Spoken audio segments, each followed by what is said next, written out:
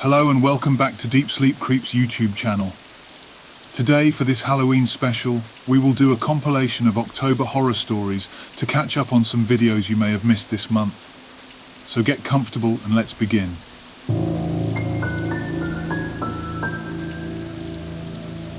I, 31 female, grew up in an old Queen Anne farmhouse nestled deep within the heart of Wisconsin. This old house of an interesting past was constructed in 1865, its time-worn walls steeped in history.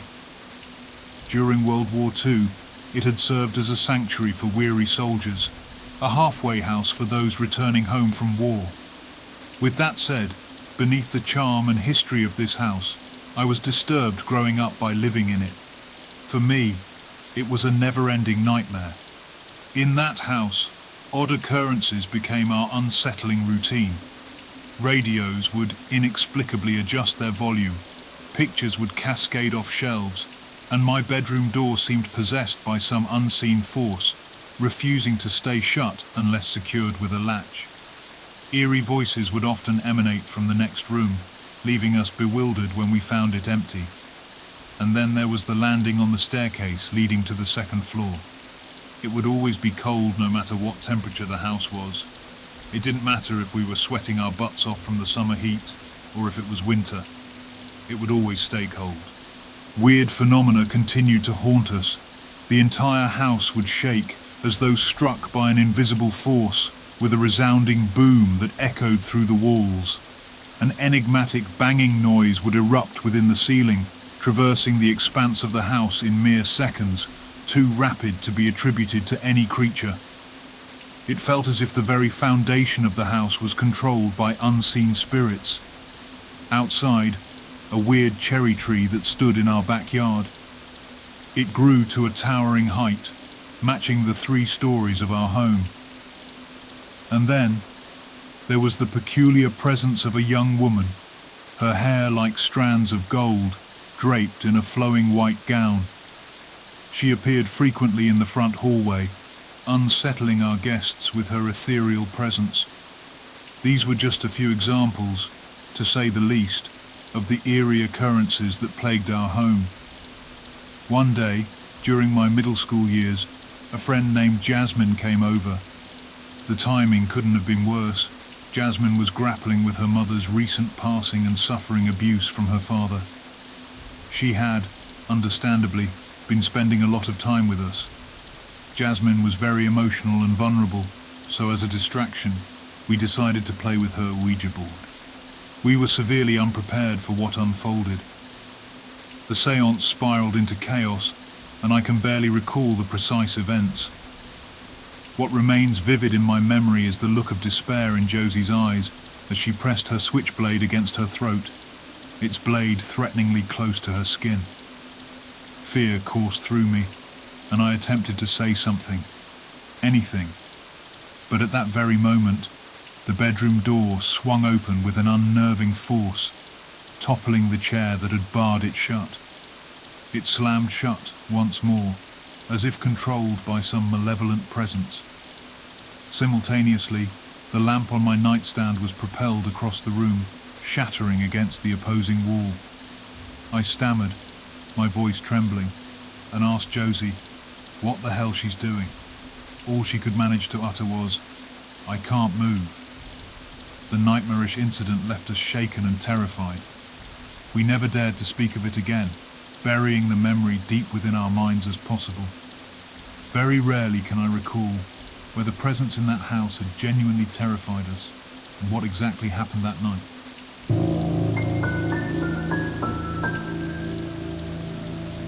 The year was 1987 when my family moved into a picturesque Spanish-style home. It had white stucco walls, red-tiled roof, and a lush courtyard which excited me and my family. But as we soon discovered, appearances could be deceiving. My younger sister, Lily, and I couldn't contain our excitement as we explored our new home from top to bottom, each creaking floorboard and hidden nook filled with possibility. One sunny afternoon, while exploring the dusty attic, we stumbled upon a box hidden beneath an old tarp. Inside that box, buried beneath yellowed newspapers, laden-egged Ouija board. Its surface was worn, the wood stained with time, and we were drawn to it. Lily's eyes widened as she pulled it from the box. "Look what I found," she exclaimed. Our parents, busy unpacking in the rooms below, seemed too preoccupied to notice, and so we decided to keep our discovery to ourselves. We never messed with a Ouija board before. So this unique form of entertainment was one we were eager to explore. That night, as the moon cast its silvery glow through our bedroom window, Lily and I gathered around the Ouija board on the floor. We lit candles, and their flickering lights danced on our eager faces as we placed our trembling fingers on the planchette. It was so mesmerizing, I remembered, as the anticipation hung heavy in the air. "Is anyone there?" Lily whispered, her voice quivering. For a moment, nothing happened, and we exchanged uncertain glances. We huffed as the room stayed quiet. "Did you say it right?" I asked in a whisper. "I don't know. Is there something we're doing wrong?" Lily responded. But then, ever so slowly, the planchette began to glide across the board, spelling out its response. "YES." We gasped in unison, excitement and fear intermingling. "Who are you?" I asked. "IAMMALACHI. The name Malachi appeared on the board, a name we had never heard before. Curious, we pressed on. "What do you want, Malachi?" TOBEFREE. The message was clear, but it raised more questions than answers. We dared to inquire further. "Free from what?" THEDARKNESS. A shiver ran down my spine. The room seemed to grow colder, and the shadows deepened.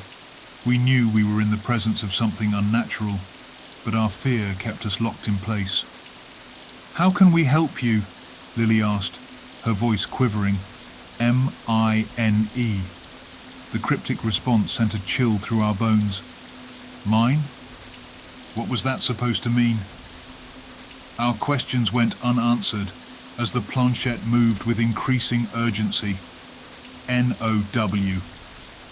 Panic surged as we tried to lift our hands from the planchette, but it refused to release us.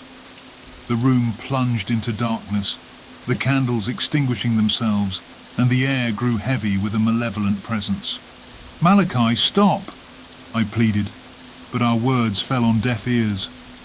The planchette moved of its own accord and pointed to goodbye. And then, as suddenly as it had begun, the session ended. We were left trembling in the dark, the Ouija board still resting on the floor between us. Terrified, we woke up our parents and confessed what we have done. Surprisingly, they believed us. In the following days, our parents experienced disturbing phenomena of their own, scratches appearing on their skin with no logical explanation, and doors slamming on their own. A couple of times my dad had to pull his gun out in the middle of the night thinking there were intruders.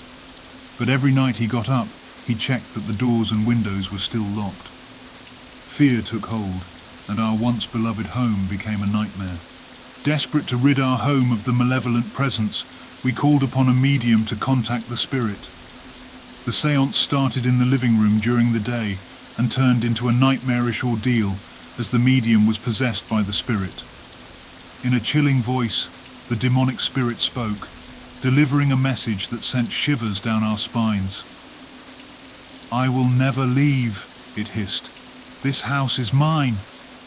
From that, we broke free of the séance, and the medium came back and said, "This spirit is too demonic for us to stay here." Terrified and with no other options, we hastily packed our belongings and moved out of the beautiful Spanish-style home. The demon had claimed it as its own, and we had no choice but to leave our home behind. To this day, we still don't like to talk about it. I drive past it every now and again, each time the house is for sale. Once it's purchased by someone, it seems they move out after a couple of months. I haven't seen a year where that "for sale" sign isn't up, which leads me to believe the demonic spirit is still there possessing it. I'm not sure what became of the Ouija board. I think it's still in the house waiting for whoever else is gullible enough to also play with it.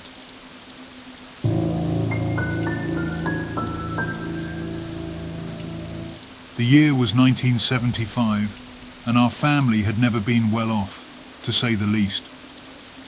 Every penny counted, and any free entertainment we can find, we get.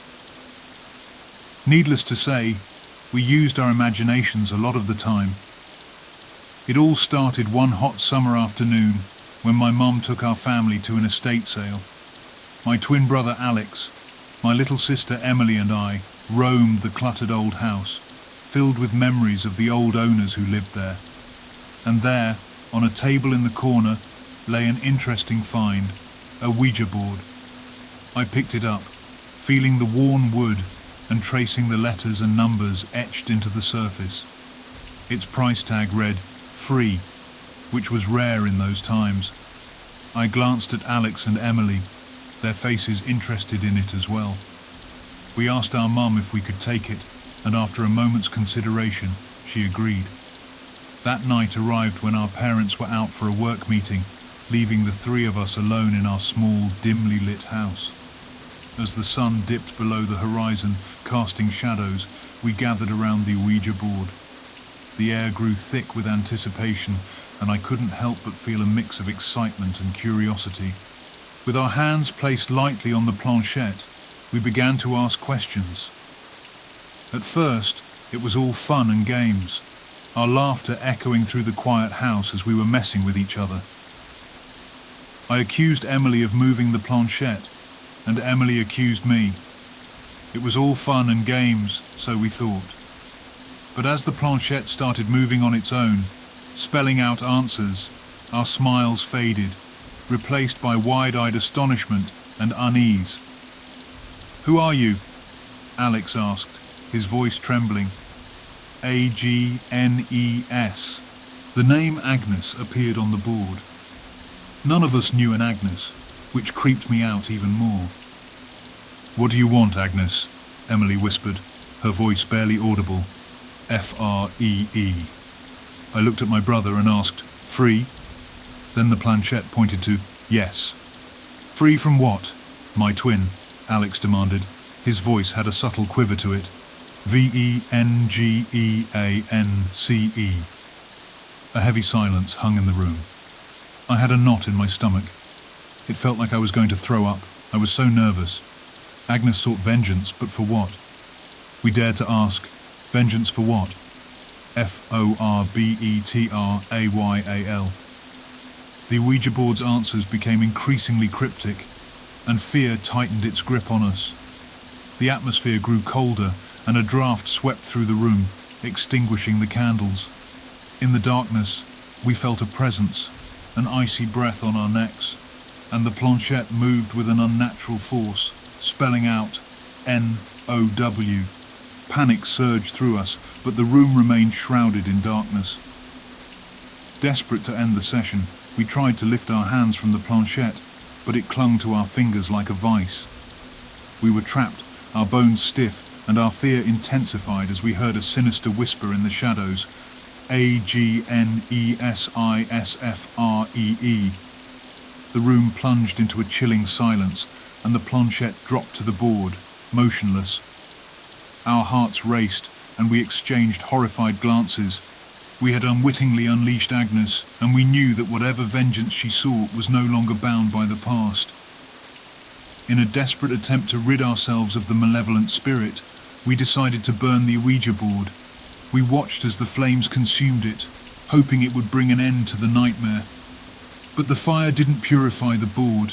Instead, it crackled with an eerie greenish hue, refusing to turn to ash. Our parents returned from their meeting to find us in a state of distress. We tried to explain what had happened, how we had unknowingly set free a vengeful spirit named Agnes. But they dismissed our claims as overactive imaginations, fueled by the eerie old house. From that night on, our once peaceful home became a place of inexplicable and terrifying occurrences.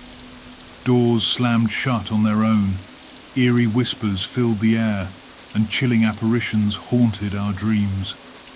Agnes had been set free, and we were left to grapple with the punishment of messing with forces we didn't understand. As the years passed, we grew up in that haunted house, enduring sleepless nights and inexplicable terrors. Our parents remained unconvinced, believing our stories to be mere fantasies. It got to the point that every time we brought it up, our dad would put an end to it, saying we're not allowed to talk about it anymore. It wasn't until we left for college that we finally escaped the clutches of that malevolent spirit.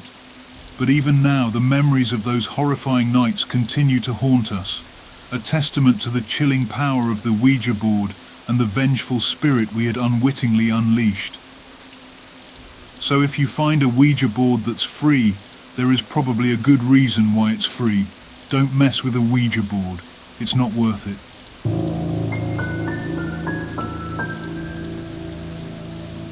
The oldest of my 3 sisters, we'll call her Veronica, had a couple of antique-looking porcelain dolls which had been passed down from a distant relative. Whenever I entered her room, it always seemed to be freezing, and just looking at the dolls gave me goosebumps. Eventually, my sister moved out for college, leaving her cherished dolls behind to ensure they remained unharmed. Unaware of this arrangement, I decided to move into her room since it was bigger, and she didn't seem to mind. This incident occurred during my 6th grade year. That's when my school introduced band classes. I decided I wanted to play the saxophone and decided to give it a try. I diligently kept my saxophone, safely encased, propped against a wall in the room. It weighed around 10 pounds or so. A few nights after I moved in is when strange things started happening.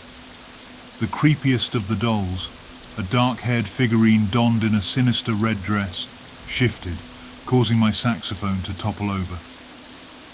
Although it was around 3 in the morning, and I was spooked out of my mind, I rose from my bed, picked up my saxophone, and went back to bed.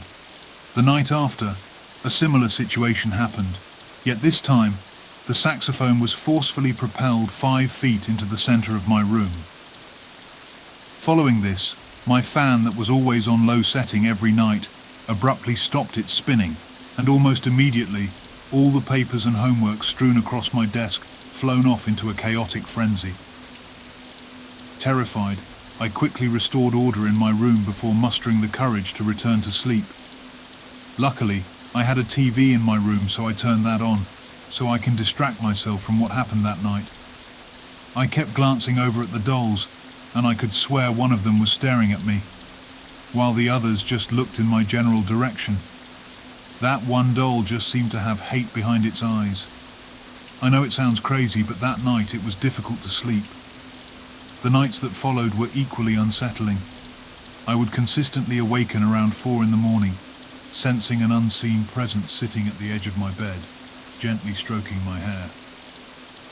My bedroom door remained closed to prevent my cats from entering, and the phenomenon was beyond the realm of explanation. I constantly searched for rational explanations, but came up empty-handed.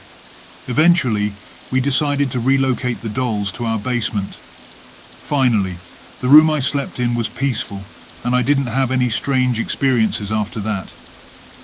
However, while gaming with my friends on our Xbox down there in the basement, I always had an eerie sensation of being watched.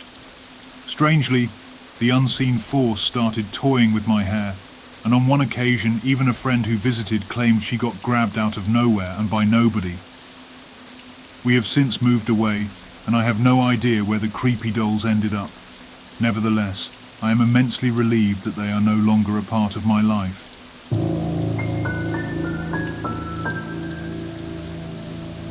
There is a little hot springs nestled near the peak of the Passamaroy Pass in central Idaho. Though it is hidden in plain sight, sitting quite literally on the shoulder of the road, it is not a well-known attraction outside of the valley.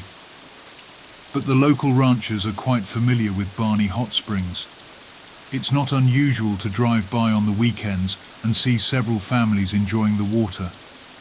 Barney Hot Springs, or simply Barney's, is incredibly remote, even for Idaho standards. It's at least an hour of driving, over rutty dirt roads, to the small town of Salmon to the north. If you need a hospital, it's over 2 hours to the regional hospital in Idaho Falls to the south. To say you're in the middle of nowhere at Barney's is an understatement. But the seclusion is one of Barney's major drawing points.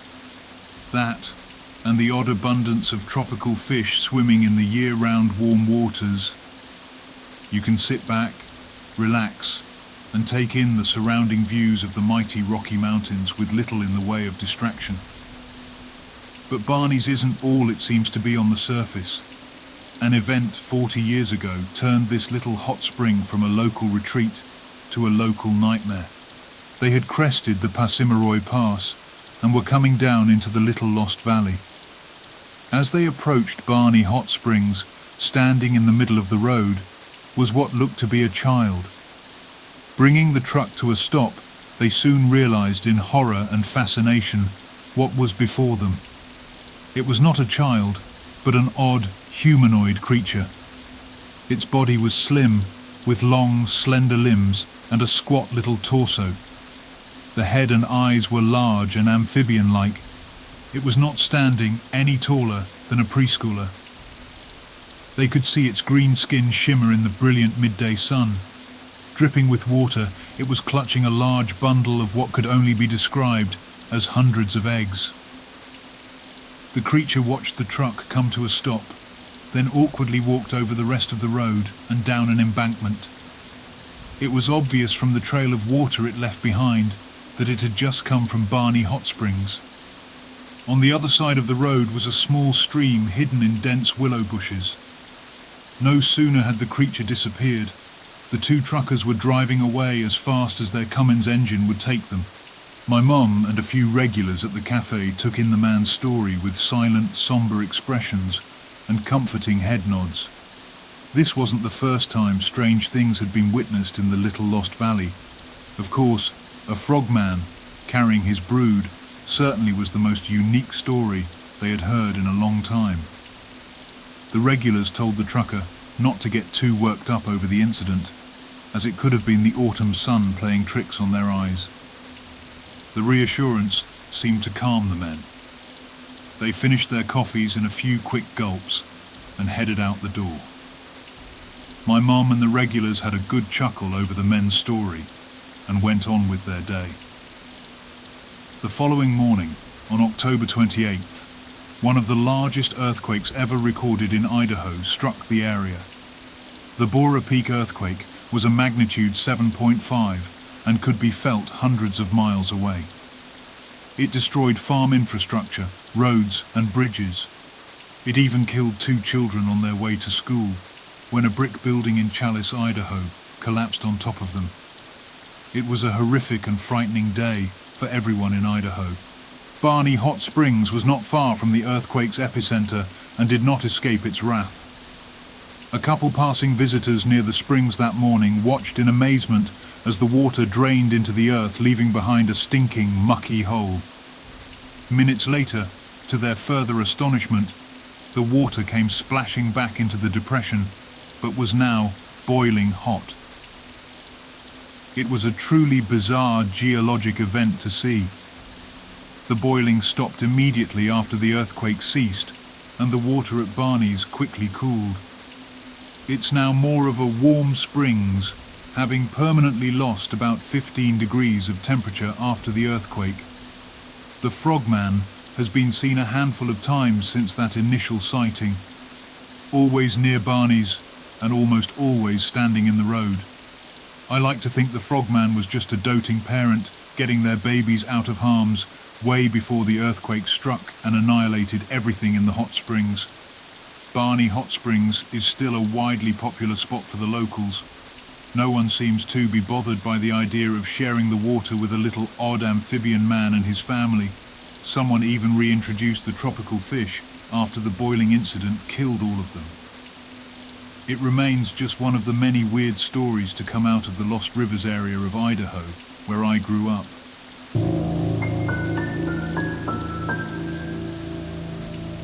So, once upon a time ago when I just turned 18, I decided I wanted to try out exotic dancing. All I had to do to get started was get a pair of heels. The only place to get heels was 2 hours away by car. Me and my friend, who was 17 at the time, drove the 2 hours to get some heels. We went to 5 different stores and couldn't find the ones that I wanted, so we decided to stop at Wingstop to get dinner, then go back to the first store we stopped at and get the heels they had there. We walked into the Wingstop, and this dude at the front counter started telling us his life story, not leaving anything out, which was a little off-putting. Then he asked where we were from, and we told him the county instead of telling him the exact town. He then proceeded to ask why we were so far from where we live, and my friend answered with, "Well, she's a stripper, and she's looking for heels." To which I elbowed her in the boob for exposing me. Dude proceeded to give us our food for free and called his mum to see if she had any heels. He asked if we wanted to ride with him. We both said no, but he insisted, and I had just smoked some Zaza with my friend before going into Wingstop, so I wasn't thinking. I thought my friend was coming with us, but we pulled out of the parking lot without her, which petrified me, especially when I realized I left my phone in my friend's car. I sat in that car, as far away from him as possible. He pulled into an apartment complex and went inside. He came back out 30 minutes later with a box of shoes. On our way back, he proceeded to ask me if he could hire me for private dances. He asked what club I was going to work at. I lied and told him the wrong club. When we got back to my friend's car, he asked for my number. I was going to give him the wrong number, but he said he was going to call it to make sure it was the right number. I gave him my number. Then he got in the back seat of my friend's car and tried to smoke Zaza with us. He had his own. But I wasn't about to smoke someone else's Zaza when he was being that sketchy.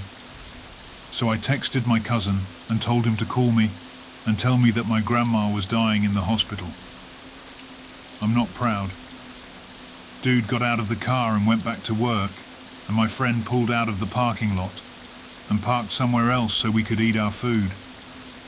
Also, on our way home that night, we almost got into a head-on collision, but we survived.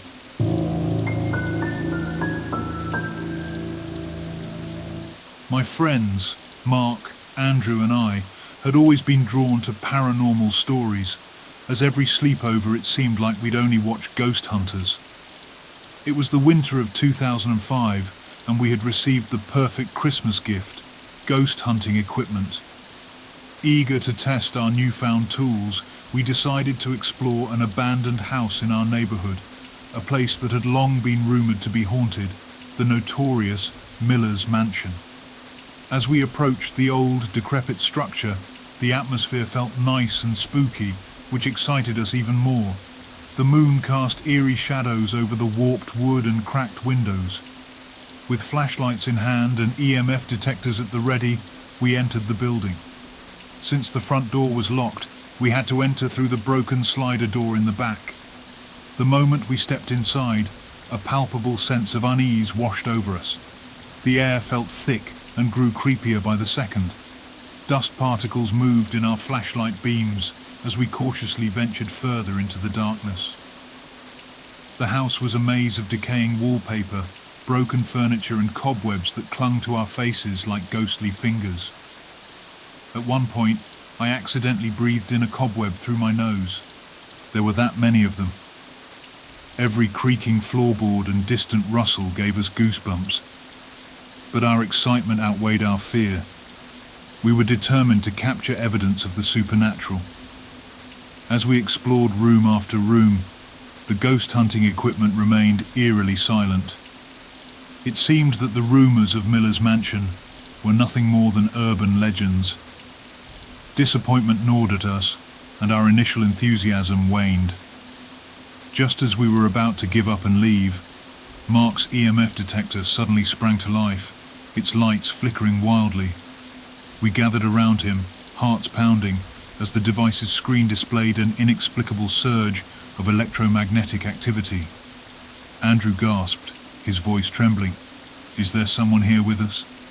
The air grew even colder, and a faint whisper carried through the building.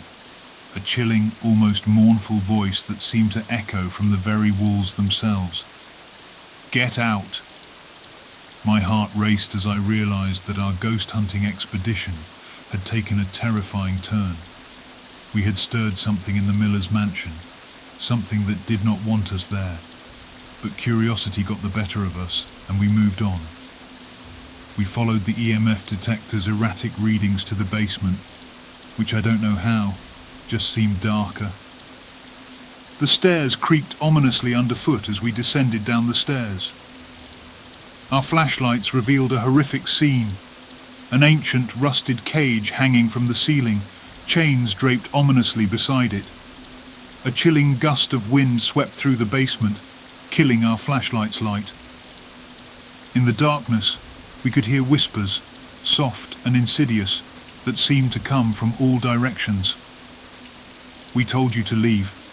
Terror gripped us as we fumbled to relight our flashlights.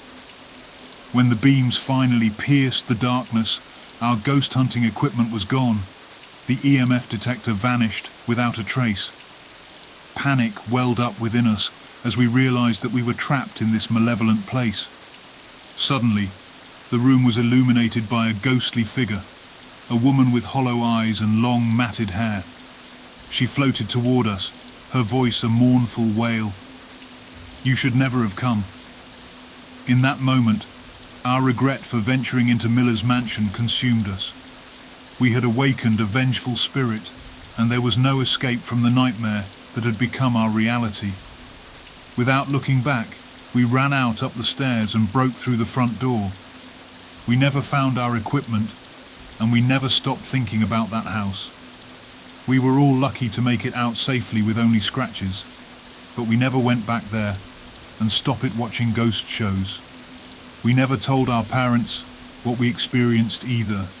We just kept it to ourselves and never talked about it again.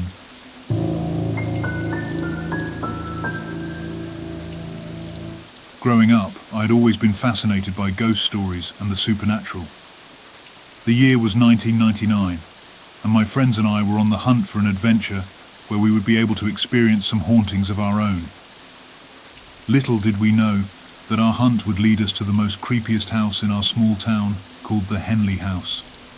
The Henley house was a decaying relic of the past, its once grand facade now a crumbling, foreboding presence on the edge of town. The windows, like hollow eyes, seemed to watch our approach as we stood before the imposing wrought iron gates. We had heard countless tales of its dark history, stories of strange disappearances, eerie apparitions, and unexplainable deaths. But our enthusiasm overcame our fear, and we decided to explore it that night. It's also important to note that we did take some gummies and we were pretty high because my friends thought it would be more fun to explore that way.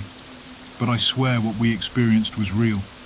That being said, we approached the house with flashlights in hand, their beams cutting through the thick darkness which led to the front door. The air was heavy, accompanied by the rustling of the autumn leaves. Inside, the Henley house was filled with rotting wood, peeling wallpaper, and long-forgotten relics. Our footsteps echoed through the emptiness as we ventured deeper into the creepy home. Our exploration yielded strange sights, old photographs with faces obscured by mold, tattered curtains that fluttered with phantom breezes, and mirrors that held a chilling, distant reflection of our own terror-stricken faces. The deeper we delved into the house, the more unsettling the atmosphere became. A frigid cold temperature filled the air, and we could hear faint whispers like the murmurs.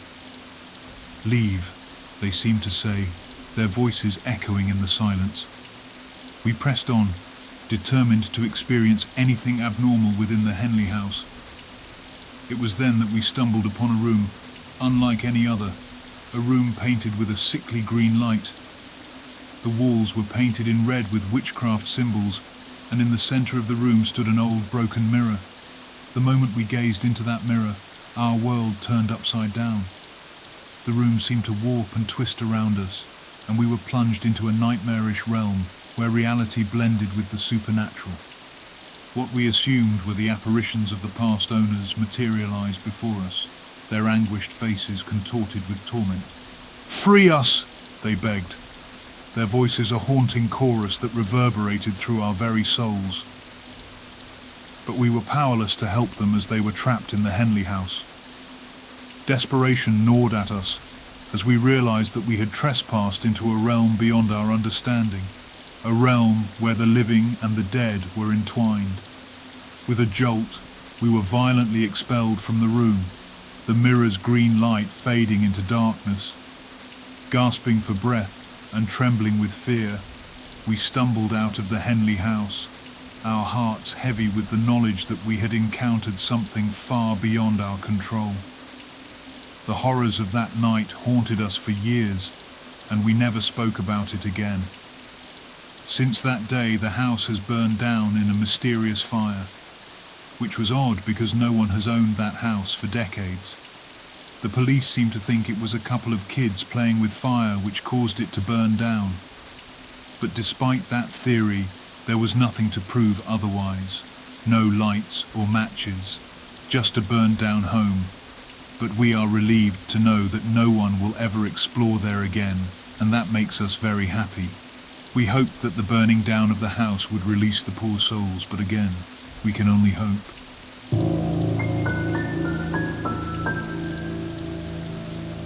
I'm writing this because I am curious if anyone else has experienced an odd ghost who wears a hat. For as long as I can recall, I've encountered an extraordinarily tall and slender shadowy figure wearing a top hat. This figure has manifested itself both within the confines of my home and beyond, even extending its appearances to my school and the residences of others.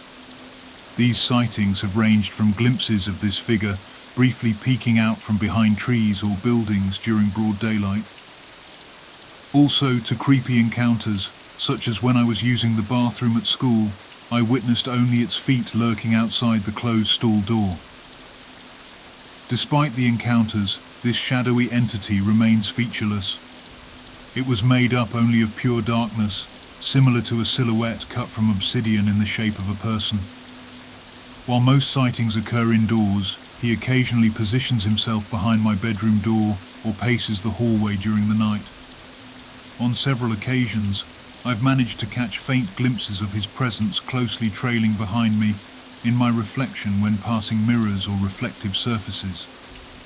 Yet, when I swiftly turn around, there's no one there. These occurrences are not an everyday ordeal, but happen frequently enough to rule out fleeting visual disturbances or commonplace peripheral observations. Remarkably, I've never experienced any sense of fear or dread in his presence. Instead, it seems to exude an aura of curiosity. I've delved into accounts of others who have encountered the hatman phenomenon, and many describe it with overwhelming dread. Curiously, I've never shared that sentiment, not even during my childhood. It leaves me pondering how widespread these encounters are, and what precisely this entity wants. One additional detail I forgot to mention is that this presence has followed me to different places whenever I've moved. Even as an adult, I've continued to encounter this figure, yet no one else in my family has ever seen it. Here are a few experiences I have had with the so-called hatman that I can distinctly remember. One. From my early childhood, I recall him standing behind my bedroom door at night, even when I was still in a toddler bed. He would silently observe me, occasionally walking out of the room and disappearing down the hallway. Sometimes I'd fall asleep with him still there. 2. I spotted him numerous times outside during my childhood. While playing fetch with my dog in the backyard, I'd see him standing at the edge of the woods, watching. On another occasion, as a young child, I was playing with a friend in a wading pool, and I saw only his upper body peeking around the side of my house, observing us. 3. He made appearances at my elementary school, often when I was on the swing set during recess. I'd catch a glimpse of his upper body lurking behind a tree. Twice, while using the restroom at school, I saw only his feet beneath the stall door, as if he was waiting for me to finish. When I opened the door, there was no one there. On another occasion, I glanced into the gym and saw him standing in the middle, attentively watching me pass by. 4. At a friend's house, he stood in her doorway, silently observing as we played with dolls. Once, while exiting my grandmother's bathroom, I found him at the end of the hallway. He also frequently appeared in mirrors. 5. I remember times when I lay in bed reading a book and I'd see him walk by the open bedroom door. On a few occasions, when I left the room, I'd catch him standing in my daughter's room across the hall. One particular incident stands out. While giving my young daughter a bath, I saw him out of the corner of my eye. As I turned to face him, he slowly retreated from the room without making a sound, almost as if he were gliding rather than walking. This occurred in broad daylight, illuminated by the bright bathroom light, and interestingly enough, my daughter's eyes also followed his movements. While there are many more instances, this list summarized enough of it. Strangely, he has never induced fear, nor has he attempted to interact with or touch me. These encounters aren't attributed to sleep paralysis, as I was fully awake and often engaging with others during these occurrences. So I don't know. Could someone please tell me what I am experiencing, or if anyone else had had experiences of their own?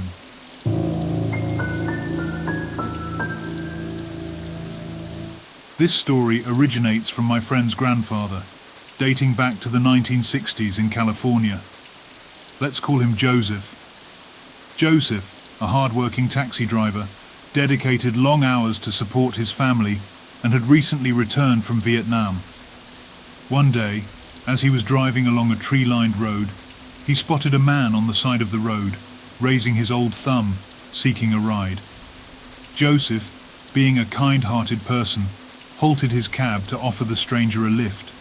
The man appeared short, with filthy long hair, a bushy beard, and an unusual accent. Joseph distinctly remembered the man expressing gratitude, saying, "Hey man, thanks for stopping. You're a good man." Joseph responded with, "No worries," and asked, "Where are you headed?" To which the man replied, "I'm going to see some family." Joseph responded with a friendly, "That's nice. It's always good to spend time with family." And the man chuckled in agreement. Although Joseph felt a little bit of a funny feeling from the man, he didn't dwell on it. Their conversation concluded, and after half an hour of driving, they reached the destination. Before parting ways, the man asked Joseph for his name, and Joseph answered. Months later, Joseph was startled and sickened when he saw the man he had picked up on the news. It turned out that the individual he had given a ride to was none other than the infamous cult leader, Charles Manson. The revelation left Joseph deeply disturbed, realizing he had unwittingly shared his car with a psychopath. Joseph never shared this eerie encounter with anyone, fearing that people would dismiss it as a fabrication. However, in the months leading up to his passing in 2022, Joseph decided to confide in my friend and their family, recounting the unsettling story of meeting Charles Manson. Even as time passed, Joseph continued to be haunted by the memory of that encounter, and he didn't care if some doubted the truth of his account. The experience had forever left him feeling creeped out.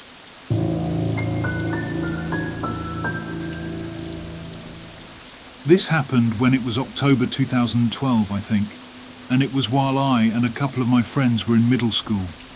We live in a type of neighbourhood that is far out in the country, but the houses were close enough together where it was walking distance to the other kids' houses. Anyway, we always lived next to a cornfield. If you've ever grown up in Michigan, for the most part, the country portion of the state had a lot of farmhouses and cornfields, so it wasn't uncommon to live next to one. There were also a lot of run-down farmhouses. It was typically normal to live next to a cornfield, that we had tractor day at school, where the high school kids would come to school on their tractor, but I digress. One cool autumn evening, my two buddies Jack and Ethan and I decided we wanted to get the other neighbourhood kids together and play a game. We typically did this, especially on the weekends and summers, The ages ranged from 12 to 15 years old. There were a total of 6 of us. We got myself, who was 13 at the time, Jack 13, Ethan 14, Lauren, who was 12, and our older sister Taylor, who was 14. We also played with another friend, Daniel, who lived a few houses down and was 15 at the time, if I remembered correctly. He was a really tall guy and always seemed to have a football in his hand. He wasn't much into being glued online since he worked on a farm with his family, and he enjoyed being outside overall. He was the youngest of 3 older brothers who were all off for college, which made him more willing to hang out with us when he had nothing going on. Plus, we all grew up together, so it wasn't abnormal for us to hang out with Daniel. Anyway, we all got together and listed off things we could play. Wolf? I suggested. It was a game where there was a safe zone and whoever was a wolf would stalk them and tag them to be the next wolf until there was the last person standing. No, done that already, Daniel said. Okay, flashlight, Jack suggested. No, overused, Daniel replied as he was staring at the cornfields across the street, throwing and catching the football. Then Taylor rolled her eyes and said, Okay, what do you suggest then? Daniel looked at her and smirked. Well, there is one thing we haven't explored. What about those cornfields across the street? No one's lived there for decades and it would be fun to play wolf or flashlight there. The younger sister Lauren went, No way. Mum and Dad said that there are coyotes beyond those cornfields. To add more context, we had a street and acres of cornfields, and past those cornfields were the woods, and those woods were known to have a family of coyotes, so her fear wasn't invalid. We'd heard the local legend about the cornfield, a place that had once belonged to a mysterious old farmer who had disappeared without a trace.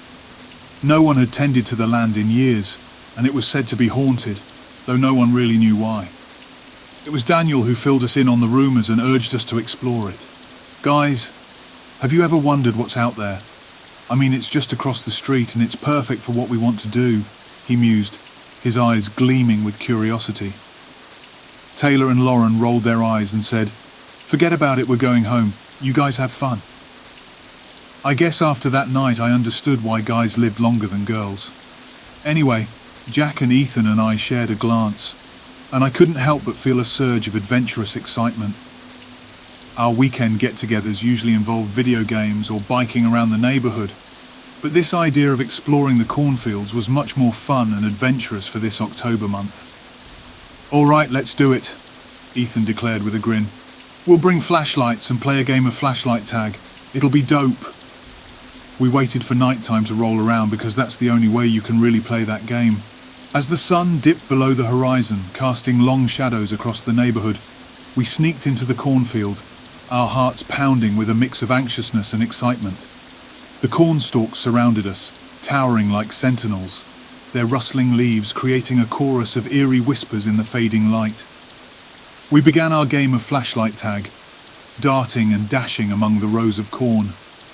We were having a great time, darting and hiding from the other person's flashlight as adrenaline pumped through our veins. It was all fun and games until Daniel's beam of light caught something unsettling. Hey guys, look over there, he whispered, his voice trembling. We turned our flashlights to where Daniel was pointing. There, concealed among the cornstalks, we saw a shadowy figure. It was a person, unmistakably, and they were watching us. My bones froze and the hairs on the back of my neck stood up as the intruder remained still, only their silhouette visible in the darkness. And its eyes, looking so empty inside, remained fixated on us. No expression, and not saying a thing. Jack's voice wavered as he muttered, "Who's that? What are they doing here?" A silent tension hung in the air, broken only by the distant hum of nighttime insects. The stranger didn't move or respond to our questions. It was as though they were playing a game of their own, silently observing us. Ethan, always the most daring of us, took a step toward the shadowy figure. "Hey, what's your deal? Are you lost?" The stranger finally moved, stepping out from the cover of the cornstalks. It was an old man, his face lined with age and weariness. He wore tattered clothes, and his eyes held a haunted, distant look. "I've been watching," he croaked, his voice barely audible. "I've been waiting." We exchanged bewildered glances, our unease deepening. Daniel finally managed to ask, "Waiting for what?" The old man's gaze fixed on us, and a strange, almost sinister smile crept onto his lips. "For you to play," he whispered, sending a shiver down our spines. Before we could react, the old man turned and vanished into the cornfield, leaving us stunned and terrified. We could feel the invisible weight of his presence linger in the air, a heavy, unsettling feeling that made it hard to breathe. It seemed like he wanted to play with us, which we had no intention of doing. Suddenly, the once thrilling adventure had transformed into a harrowing experience. We realized we were not alone and ran out of the cornfield. We forgot where we entered the cornfield, but luckily Daniel had a good sense of direction, and we were able to follow him running out of the cornfield and onto his land. We promised to never bring it up to our parents and to just go home, but that feeling of being watched never left us, even as we hurriedly exited the field and retreated to the safety of our homes. For weeks afterward, we couldn't shake the eerie encounter. Who was that old man? And why had he been waiting for us in the haunted cornfield? It was a mystery that would forever haunt us, a chilling reminder that the unknown could be far more unsettling than we had ever imagined. The sinister presence in the cornfield would remain an unsolved riddle, and we never played outside together after that.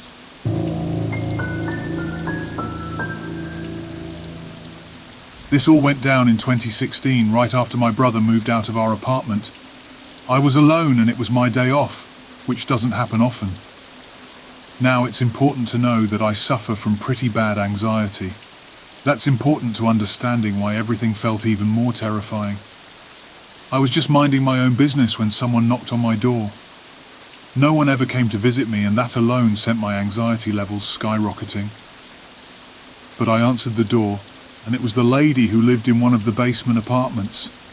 She seemed friendly enough, offering me some clothes she said didn't suit her, but were perfect for me as a young woman. It struck me as odd because the only times I'd seen her was when I walked to work, wearing my all-black uniform, black shirt, black pants, black hat. She should not have known my style. Despite my unease, I let her talk because I'm socially awkward and didn't want to be rude to someone I barely knew. She started getting pushy, trying to convince me to go down to her apartment. Now it's worth mentioning that my place was on the second top floor of an old building with no security cameras. What creeped me out even more was when I noticed she had an open notebook in her hands, like she was reading from a script. My gut was telling me something was way off. I kept refusing, but I couldn't bring myself to slam the door in her face. Anxiety wouldn't let me. I lied and told her my girlfriend would be home soon, even though she wasn't going to be back for hours. She left eventually, but the whole situation left me on edge. Later, I heard a loud, heated argument in the back lot behind my apartment. It was her and the maintenance guy who'd been fired already. The whole thing was terrifying, and they were next to his truck with tinted windows and a covered truck bed. My anxiety was in overdrive. I texted my family for some reassurance. I knew I should call the police, but I had terrible phone anxiety and nobody seemed to take me seriously. My town's police weren't known for their quick responses either. The maintenance guy, who had been rehired for some reason, offered to replace my damaged deadbolt, insisting he kept an extra key, even though there was no need for it. The strange pounding on my door continued all night until my girlfriend finally came home. The deadbolt was off-center, and even after it was replaced, it couldn't be fixed. The whole ordeal stopped after a while and the woman moved out pretty much immediately. I had a bad feeling about the whole situation. Something just didn't seem right. So I had my girlfriend call my landlord and asked why they rehired the maintenance guy, and there was a pause on the other end. The landlord said she never rehired the maintenance guy, and if he comes back to call the police. Instead, we both had enough and decided to move to a safer place, which is a relief. But the memory of that experience still haunts me. Was it my anxiety making me paranoid? Or was something genuinely messed up in those basement apartments? To this day, I'm not entirely sure.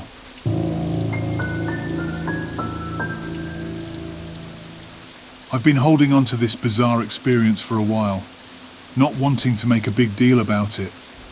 But after reading stories on various forums, I'm hoping to find some answers to what happened to me. This all took place around April of this year, during a camping trip with a friend, my boyfriend and our 3 dogs in the North Georgia mountains, off an old Forest Service road. My friend's tent was about 30 feet away from ours, and we were right next to a creek.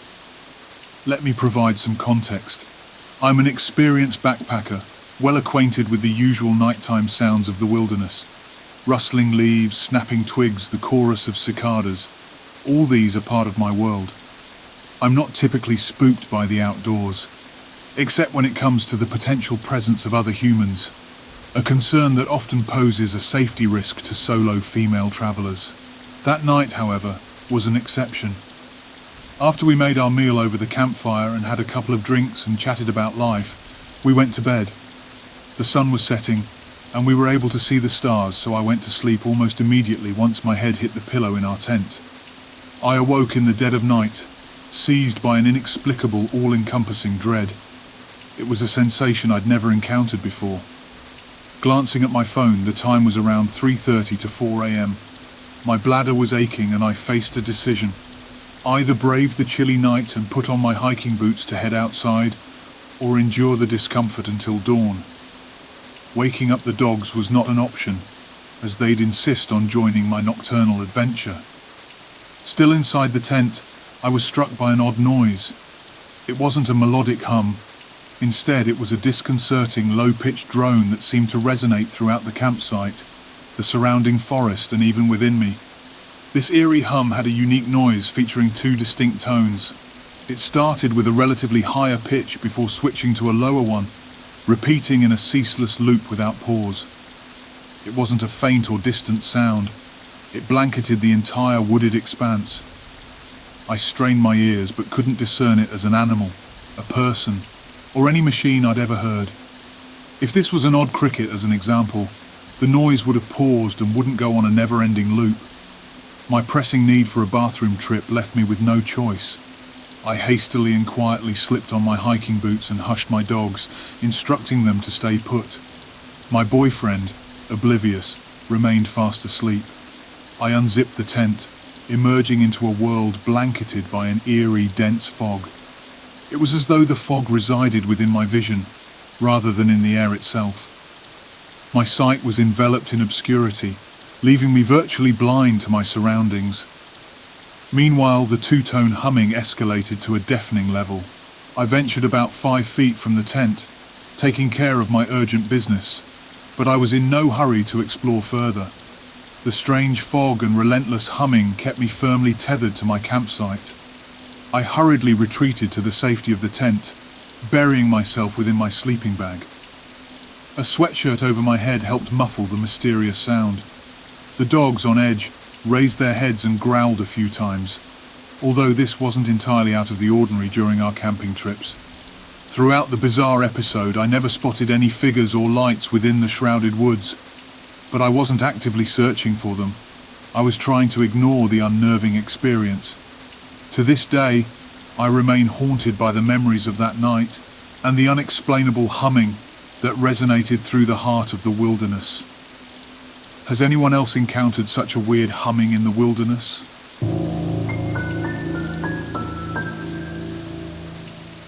A couple of years ago, I was a 20-year-old woman and went to a local university. Eager to explore my niche interests, I decided to join a project group that met on Tuesday evenings. I remember being excited to dive into this new interest. During my first meeting with the group, I had a great time and met some wonderful people. There was one guy who caught my attention, however.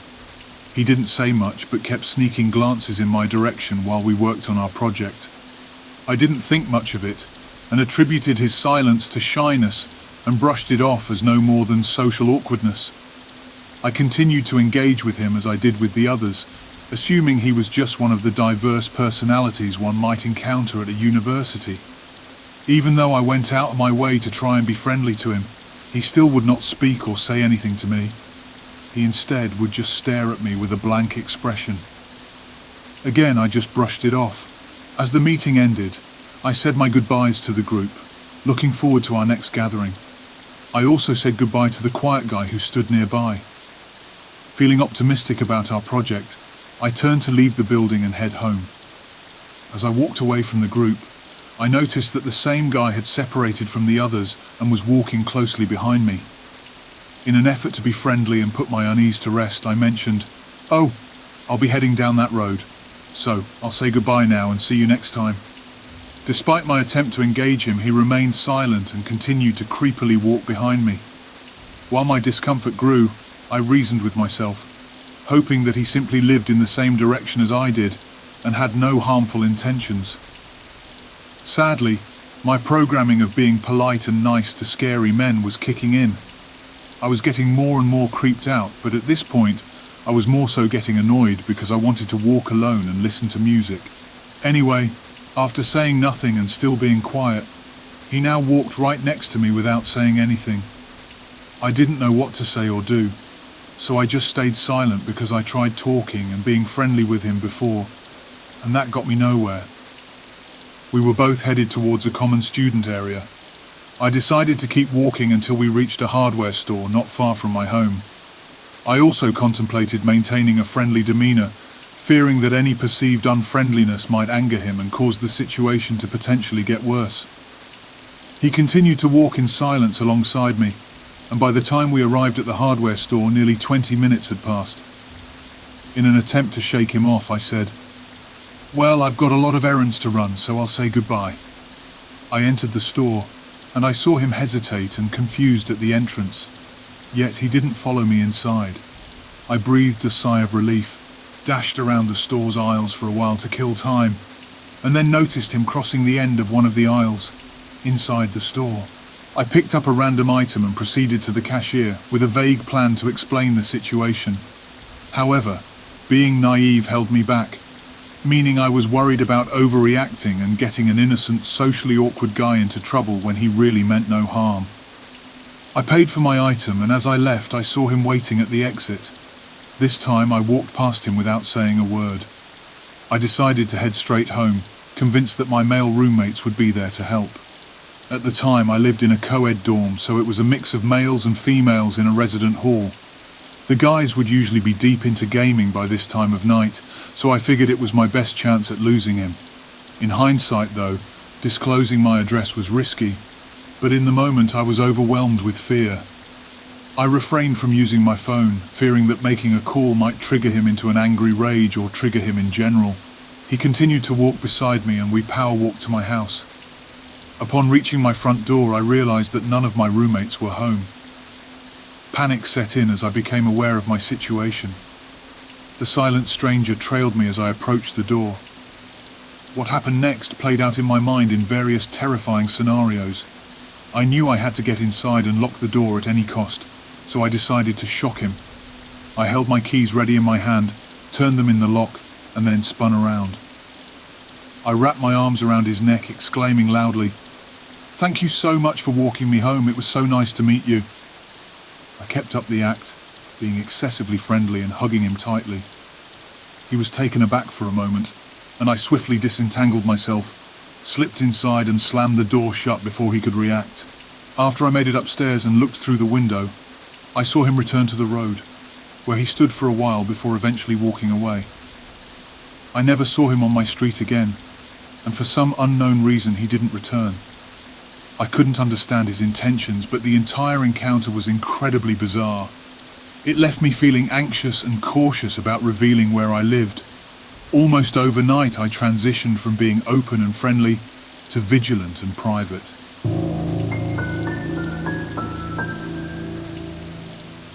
I've always been really creeped out by this experience, and I've thought a long time about posting it. But it wasn't until I told one of my friends this story that they pointed out this might be a Men in Black type of story. That's when I decided I should share this experience. It was my middle brother's 9th birthday party, so this was 2004, and the woods I grew up in was my backyard. It was a creek park, which is also where the Blair Witch Project supposedly took place.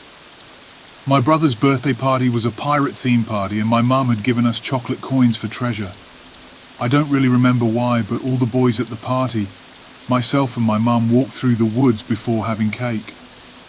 I think it was so the boys can run around searching for treasures with their imaginations in the woods. Kids back then were a lot more creative than we are now. Anyway, my youngest brother Jesse, 6 at the time, told me when we got back to the house he left his coins by the bridge in the woods. That part of the woods was where a fork came in the path. Left was the bridge leading to a walking trail, and to the right was a deeper part of the path headed near the creek. So I decided I would go and find his coins and told him to come with me. Oddly enough, my mum warned us not to go back there, but we still did it anyway. I still don't know why my mum let us do it, but she did. The bridge was about a 5-minute walk from the bottom of our hill that was our backyard. We walked into the woods and everything was normal, just like it was when we were just there with the group. We finally made it to the bridge, and I found Jesse's coins right away. I was bent down ready to pick it up, and Jesse was behind me, and I looked up while grabbing the coin, and there's a man in all white with a white brim hat. I thought it was a cowboy hat, and then a man behind him wearing all white too, but no hat. They appeared out of nowhere, and I started backing up right away when I saw the first man, because I felt pure fear. He saw me scared and backing off, and he said, "I don't bite." That's when I told Jesse to run, and I turned around and screamed, "Run," once again, and we ran home. I didn't even check to see if they were following us, but we ran all the way out of the woods and up the hill screaming because the group plus my mum were on the back deck, and I knew if the men knew people were listening for us, maybe they wouldn't chase us. We told the boys and my mum what happened, and my mum said, "See, I told you so," and that was it. We stopped talking about it after that.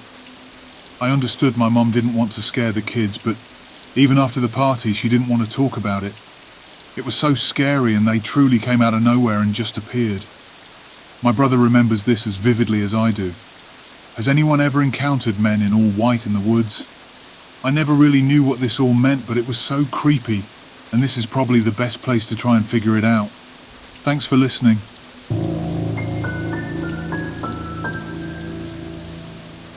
I have a disturbing story that I still cannot figure out to this day what I witnessed, and I wanted to share my personal experience. For some context, I served as a Marine in the Kenyan Army from 2011 to 2014. During my service, I had the opportunity to visit the northern region of the country, as well as the coastline of Somalia. My first visit to the northern part involved guarding my sleeping unit, with shifts lasting 30 minutes from 23 o'clock hours to 5:30 hours until the wake-up time.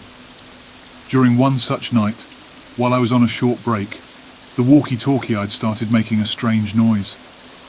I raised my head from what I was doing and noticed a bizarre figure just 2 to 3 paces away. The creature was staring straight at me, with shiny eyes reminiscent of a predator or nocturnal animal, and its skin had an odd latex-like appearance, almost like a nylon bag. In my state of alarm, I instinctively reached for my firearm, but when I looked back up, the strange figure had vanished. I immediately informed the unit over the walkie-talkie, and we initiated a massive search operation, but it yielded no results. Instead, my fellow soldiers teased me, and in a rather harsh manner, made light of the incident. I began to question my sanity, but chose to keep the experience to myself. 2 months later, I was assigned to a ship along the coastline of Somalia, tasked with monitoring for potential pirate raids from a tower. I was alone, perched 3 meters above, intently scanning the area for any signs of activity. Then, to my astonishment, I felt a strange touch on my neck. When I turned around, that same peculiar figure was staring at me with those unsettling predator-like eyes. He extended his hand, as though offering me something, and trembling with fear, I opened my palm. His hand felt like a rubbery material, similar to a condom, but without the lubrication. He left a golden necklace in my hand. I examined it for a moment, and when I looked up again, the enigmatic figure had vanished. Strangely, the necklace I was holding had transformed into my dog tag, which I had seen countless times and knew was not made of gold. I decided to keep this encounter to myself, and eventually resigned from active service when we returned. Since then, I've conducted extensive research and inquiries in various places in search of answers or any clues that might shed light on this mysterious rubber man.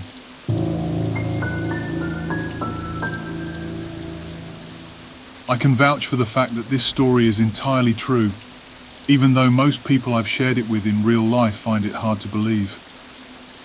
Back when I was just a little kid, my parents would allow me to stay up late on the weekends to watch TV until I eventually drifted off to sleep. I cherished those moments and took full advantage of the opportunity to stay up later than anyone else in the house. One night, I was on the verge of falling asleep on the living room couch when I heard a peculiar noise coming from our front porch. It was the unmistakable creaking sound of our old-fashioned porch swing swaying back and forth. It sent a shiver down my spine. Feeling a little uneasy, I cautiously tiptoed towards the bay windows of the living room and peered outside toward the porch. What I saw there was beyond disturbing. A middle-aged woman, probably in her 50s, was sitting on our front porch swing, dressed in nothing but a nightgown, and she was drenched in blood. To make matters even more terrifying, she was clutching an enormous kitchen knife. I freaked out instantly and bolted towards my parents' room, screaming my lungs out. Although my parents could tell that I was genuinely upset, it was a considerable challenge for me to articulate what I had just witnessed. My dad, growing increasingly agitated, dismissed it as a mere nightmare and instructed me to go back to bed. I, however, adamantly refused and continued to cry and scream. My relentless tantrum ultimately reached a breaking point, and my dad seized my arm, dragging me towards the front door to demonstrate that there was nothing to fear. I fought him every step of the way, kicking and shrieking as I tried to halt his progress. Finally, we arrived at the door. He unlocked it, swung it open, and started to say, "See, there's nothing that..." To this day, I've never seen the sheer terror and shock that washed over his face when that woman turned her head to stare directly at us and slowly rose to her feet, still clutching that menacing knife. In a panic, my dad slammed the door shut and got my mum to call the police while he fetched his gun. He returned to the door with a 12-gauge shotgun, cracked it open just enough to extend the barrel, and questioned the woman about what she was doing. Her response sent chills down our spines. "Somebody killed my husband, but it wasn't me." My dad informed her that the police were on their way, and she panicked, grabbed the knife, and made her way off our porch. The police apprehended her about 15 minutes later as she attempted to break into one of our neighbours' houses. Needless to say, I never spent another night in the living room. An additional detail I'd like to mention. After the woman left, my dad phoned my eccentric uncle, who resided next door, to warn him of the situation. As it turns out, my uncle was sitting on his front porch with his shotgun, and as the woman passed by, he aimed the weapon at her and chillingly stated, "Keep moving, B. Update. I recently spoke to my mum, and she mentioned that they never truly unraveled the whole story. Apparently the woman was mentally unstable and had gone off her medication. She had a heated argument with her husband, during which she attempted to attack him with the knife but didn't cause any serious harm, thankfully. We never could figure out the reason for the blood on her. The police never approached us with further details, and we only heard about the incident from the woman's neighbours."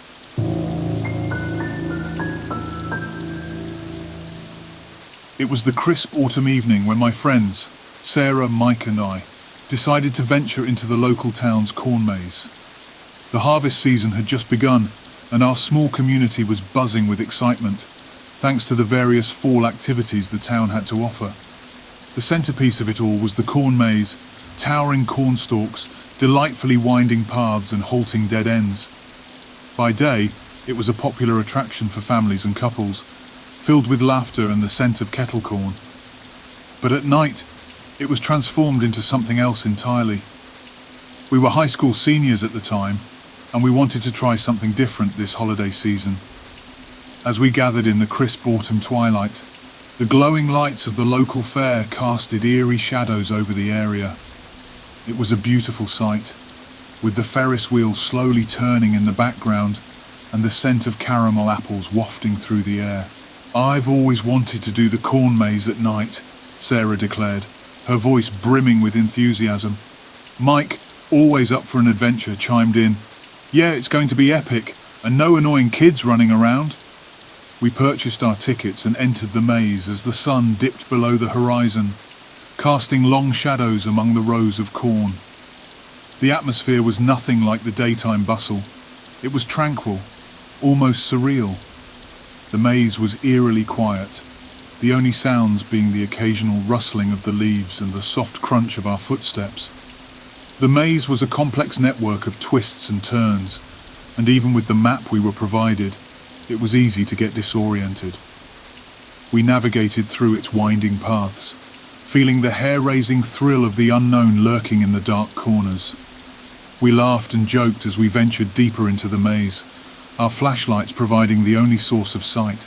As we delved further into the maze, the night seemed to get darker, the cornstalks blocking out the moonlight and the surrounding world.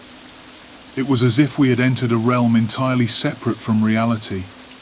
Our adventure continued with games of hide-and-seek and tag.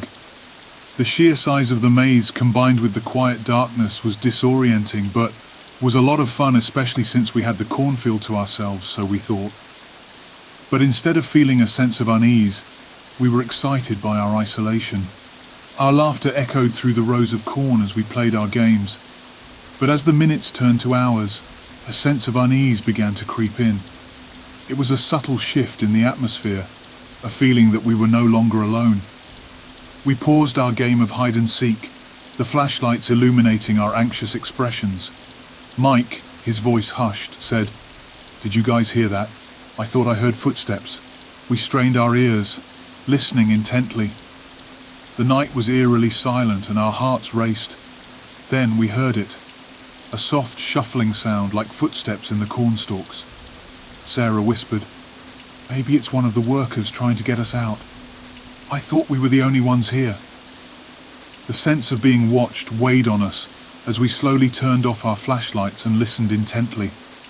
The shuffling sounds grew closer and an icy fear took hold. As our eyes adjusted to the darkness, we saw fleeting glimpses of movement among the cornstalks. Shadows seemed to glide in and out of our peripheral vision, and whispers brushed against our ears, too faint to make out. Panic set in as we fumbled for our flashlights, the beams of light revealing nothing but the stalk of corn. Mike's voice quivered as he called out, "Who's there? Show yourself!" But there was no response, only the unsettling sense of being surrounded by an unseen presence. We backed away slowly, our flashlights trembling in our hands as we were looking around searching for someone, anyone. Then, in the pale glow of our flashlights, we caught sight of something unsettling. A doll made of straw and twine, its eyes wide and soulless, hanging from a nearby cornstalk. I froze in my steps after seeing that. How can you explain why someone would want to hang a doll from a cornstalk? That's when we realized we may not be alone, and that freaked us out, chilling us to the bone. "What is this?" Sarah breathed, her voice filled with dread. Before we could answer, the sound of heavy breathing filled the night, growing louder and more profound. It was coming from all directions. We felt eyes upon us, unseen hands brushing against our skin. The atmosphere turned suffocating, and the cornfield seemed to close in around us. Panicked and disoriented, we attempted to retrace our steps, but the maze was too confusing to find a direct path out. We stumbled through the darkness, our hearts pounding in our chests. The whispers grew louder, more distinct, and the shadows of unseen figures danced among the cornstalks. "Who are you?" I cried out, my voice quivering. But there was no response, only the relentless, haunting presence that surrounded us. The terrifying energy in the cornfield was heavy, an oppressive force that made it hard to breathe. And then we heard a voice, soft and chilling, as if it emerged from the very earth beneath us. "You shouldn't have come here." In a frenzy, we fled through the maze, desperate to escape the nightmarish cornfield. We didn't care anymore, and pushed through the cornfields, forgetting the paths as we tripped and stumbled, our frantic breaths echoing in the dark. The whispers and footsteps pursued us, a relentless, unseen tormentor. Finally, after what felt like an eternity, we burst out of the maze and into the open. The cool night air and the glow of the fairground lights were a stark contrast to the oppressive darkness of the cornfield. We collapsed on the ground, gasping for breath, our hearts still pounding with fear. The maze had transformed from an innocent adventure into a horrifying nightmare, and the malevolent presence that lurked within its depths left us shaken and scarred. We never spoke of that night to anyone, afraid that no one would believe the harrowing experience we had endured. The town's corn maze remained a popular attraction during the autumn season, but we never went back in the cornfields even during the daytime. We had gone into the maze seeking adventure, but what we found was a darkness that would forever haunt our memories, a chilling reminder that some places should never be explored, especially in the dead of night. The eerie presence that had watched us in the cornfield remained a mystery, a lingering fear that would forever be etched in our minds.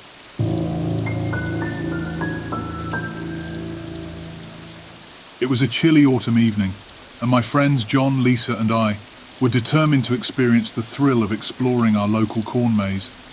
But this time it was not just about the complex paths and spooky atmosphere.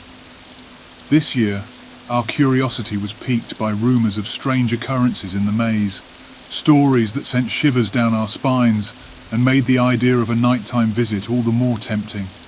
We were high school seniors with a taste for the exploration, always on the lookout for the next thrilling adventure.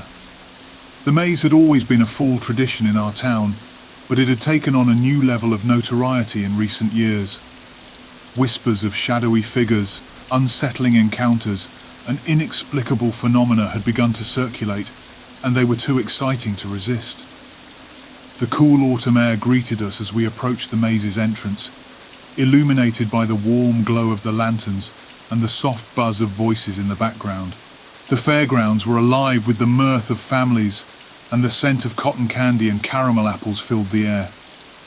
It was a perfect, wholesome scene, but we knew that the real adventure lay within the corn maze. Lisa suggested we visit the maze during the day to get a lay of the land, but John and I were determined to embrace the thrill of the unknown, convinced that the supernatural events only unfolded in the dead of night in the moonlight. The decision was made to do it at night. As the sun dipped below the horizon, we entered the maze with nothing more than our flashlights and a sense of excitement. As we walked through the dimly lit maze, the towering cornstalks loomed, casting eerie, elongated shadows. The familiar paths were transformed into a disorienting network as darkness closed in, and the sense of anticipation grew with each twist and turn. We heard faint laughter and chatter in the distance, where families enjoyed the maze during the day. But the deeper we ventured, the more solitary and eerie it became. The maze was a vast network of winding passages and dead ends, and the map provided to us was more of a puzzle than a helpful guide. It was easy to lose track of time as we navigated the disorienting maze. We stumbled upon patches of moonlight that broke through the thick canopy of corn, creating a stark contrast of light and darkness. It was during one such moment, as we were deciding on our next path, that we first saw him, a tall, slender man standing in the middle of the maze, his silhouette distorted by the shifting shadows. He didn't move or acknowledge our presence. It was as if he had materialized out of thin air. John, always the most fearless of us, cautiously approached the man, his flashlight trained on him. "Hey buddy, what's up?" The man remained silent, and as our lights fell upon his face, it became apparent that something about him was really wrong. His eyes were vacant, devoid of emotion or recognition, and his expression was eerily tranquil. We exchanged uneasy glances, and Lisa whispered, "We should go, this guy is weird." Reluctantly, we left the man behind and slowly backed away to continue our adventure deeper into the maze, but our encounter had left an unsettling feeling. The atmosphere seemed to thicken, and the sensation of being watched by unseen eyes became overwhelming. As we navigated the network of passages, our unease deepened, and the encounter with the man remained a haunting presence in our minds. We had ventured far from the entrance, and the darkness was all-encompassing. The maze seemed to close in around us, and we heard whispers that were impossible to discern, like the faint rustling of leaves in the wind. We turned a corner and were met with a sight that sent a chill down our spines. A woman, cloaked in tattered garments, standing amid the cornstalks.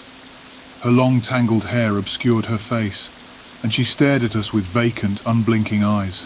My heart raced as I called out to her. "Are you okay?" The woman remained still, her gaze fixed on us. Her silence was oppressive, and the air around her felt heavy, as if it held some unspeakable secret. In a trembling voice, Lisa said, "We need to get out of here. There's something not right about this place." As we turned to leave, we were met with another unsettling sight. The tall man from before, standing right behind us. He had moved silently, without a sound, and his expression remained devoid of emotion. Without a word, he gestured toward the woman, and with a slow, deliberate motion, she began to advance, her movements unnatural and stiff. Panic surged through us as we scrambled to find our way out of the maze. The maze of corn seemed to shift and change, the familiar paths becoming a bewildering puzzle. The whispers grew louder, more distinct, and the shadows of unseen figures danced among the cornstalks. "Who are you?" I cried out, my voice quivering. But there was no response, only the relentless, haunting presence that surrounded us.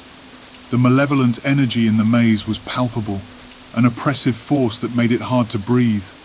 And then we heard a voice, soft and chilling, as if it emerged from the very earth beneath us. "You shouldn't have come here." In a frenzy, we fled through the maze, our flashlights flickering in the darkness, and the eerie presence of the man and woman continued to pursue us. The encounter had gone beyond unsettling. It was something far more sinister, an encounter with the inexplicable. Finally, after what felt like an eternity, we burst out of the maze, our hearts pounding and our breaths ragged. The fairgrounds were bathed in the comforting glow of lanterns, and the laughter and chatter of visitors filled the air. We were met with concerned looks from the few people who were still around. The terror of the maze had left us shaken and scarred, and we couldn't explain the inexplicable events that had happened. The man and woman, the whispers, the unnatural movements, all remained a mystery. It was an experience that would forever haunt our memories, a chilling reminder that some mysteries are better left unsolved. We never returned to the corn maze, and as the years passed, the rumours of strange occurrences continued to circulate, adding to the maze's dark reputation. The sinister figures and their eerie whispers were etched in our minds, a reminder of the inexplicable terrors that lurked in the shadows. And so, we moved forward with our lives, leaving that haunted night behind. But the memory of the man and woman in the corn maze would always be a ghostly presence in our minds, a reminder that the line between thrill and terror is often thinner than we dare to imagine. Now that I think about it, in hindsight it could have been a prank or the workers making it that much more spooky and fun. But if you were there, it felt like something completely different, something unexplainable.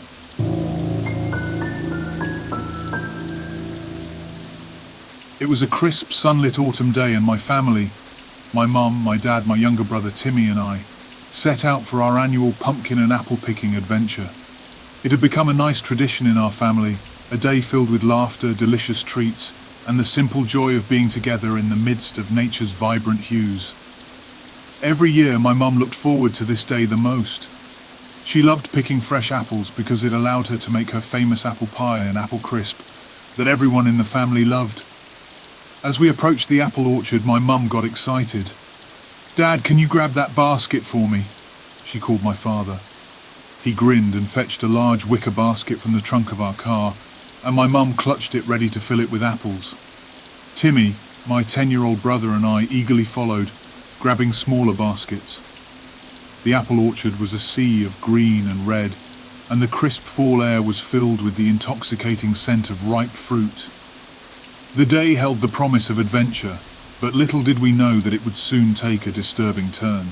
As we strolled among the rows of apple trees, plucking the juiciest, most vibrant apples we could find, the atmosphere was light-hearted. Timmy and I laughed, challenging each other to reach the highest branches or find the biggest apples. My dad, an enthusiastic partner in the quest for perfect apples, teased my mum, saying, "Are you sure you have enough there, hun? We wouldn't want to run out." But our playful banter was soon interrupted by a stranger who had been lurking at the edge of the orchard. He was dishevelled, with wild eyes that darted nervously, and his ragged clothes made him look out of place in the idyllic setting. At first, we tried to dismiss him as someone who might be lost or in need of help, but as he approached, it became evident that he was not there for apples. He was there for something else, and his unsettling focus on Timmy raised the hairs on the back of my neck. My parents exchanged uneasy glances as the man continued to advance toward us, his gaze fixed on Timmy. He was disheveled and seemed agitated, and despite our attempts to be polite, he persisted in asking probing questions about my brother. Timmy, extremely uncomfortable, clung to my mum while the man was fixated on him. She too began to grow increasingly uneasy. She gestured toward the basket of apples, trying to steer the conversation in another direction. "We're just here to pick apples with our family. You can leave now," she told him. But he didn't seem to pay attention to my mum or what we were doing, his questions growing more intrusive and personal. He wanted to know Timmy's age, his school, and even the names of his friends. His behavior was becoming alarming, and my dad stepped forward, his voice firm. "Look, we're here for a family outing and we'd like to enjoy our time in peace. Please, leave us alone." The man's response was unsettling. He appeared agitated, his eyes filled with a manic intensity, and he continued to press us for information about Timmy. It was clear that he had crossed a line, and my family's sense of safety and enjoyment had been shattered. We decided to leave the apple orchard, leaving behind the baskets of apples and the pleasant traditions we had looked forward to. The man followed us, his behavior growing even more erratic. As we reached our car and prepared to drive away, the man's presence continued to haunt us. He watched us, his wild eyes never leaving Timmy, as if he were committing every detail to memory. The sense of unease persisted long after we left the orchard, and my family could not shake the fear that we had been the target of a disturbed individual. That day, our beloved tradition was tainted, and our sense of security had been violated. The joy we had once found in the annual pumpkin and apple picking adventure was replaced by a lingering sense of vulnerability, and we were left to wonder about the intentions of the stranger who had crossed our path. The man's unsettling presence remained a chilling memory, a stark reminder that sometimes the most innocent of family traditions could be marred by a single disturbing encounter. My family would never forget that day, and the experience would forever cast a shadow over the cherished fall activities we once held dear.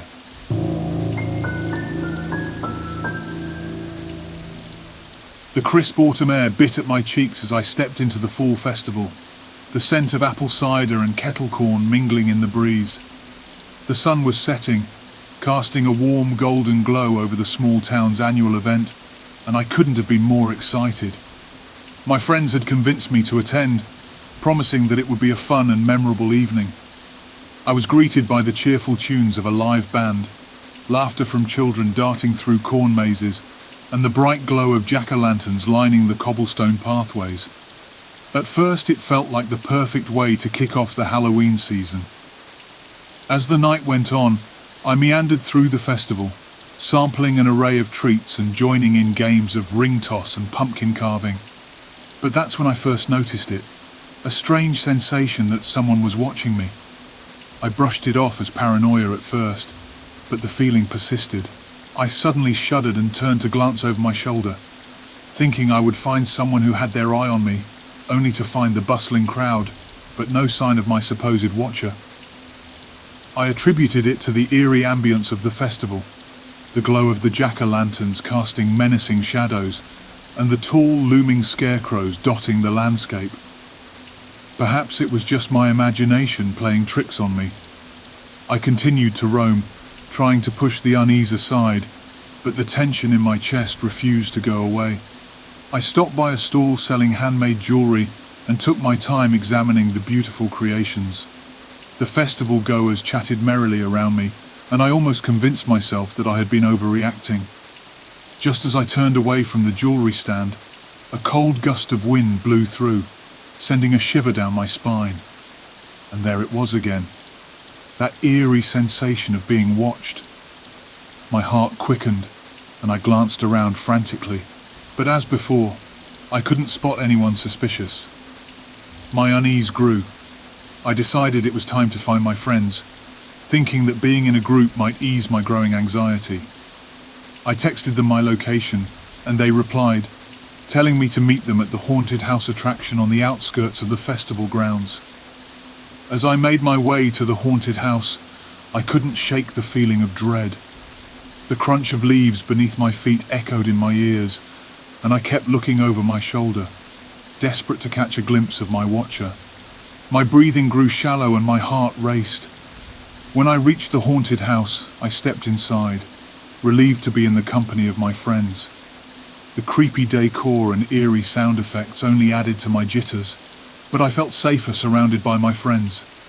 We explored the dark corridors, braving the jump scares and unsettling sights, but the nightmare was far from over. As we exited the haunted house, my heart sank. There, standing beneath the dimly lit street lamp, was a figure in a tattered cloak, obscured by shadow. My friends didn't seem to notice, but I froze in my tracks. The figure was just standing there watching me. I felt a grip of pure terror as I realized that I was being stalked, and the festival I had hoped would be filled with joy had become a nightmare. I told my friends that I was going to go home. Unfortunately, I had to walk home. I know I shouldn't have led this man to my house, but I was spooked and wanted to run away. As I face-paced my walk towards my parents' house, the man was keeping a safe distance behind me.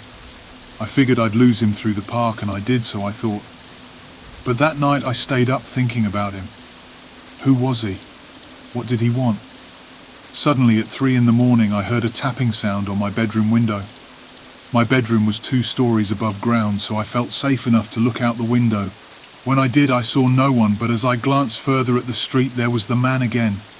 I told my parents, and they looked out and saw no one, saying it was just my imagination and go back to bed. So I downed some NyQuil to help me sleep. That seemed to do the trick that night. It's been weeks now and I haven't seen him again. But to this day, I'd really like to know what I saw. I mean, it's possible I could have imagined it, but the feeling of fear felt too real to be imagined. I'd love to hear what you guys think. Is my mind playing tricks on me? Or was this a person?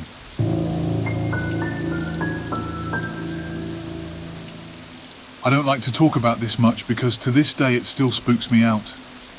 I wish I remembered more of my childhood, but the worst parts were just a blur, and I think it was for good reason.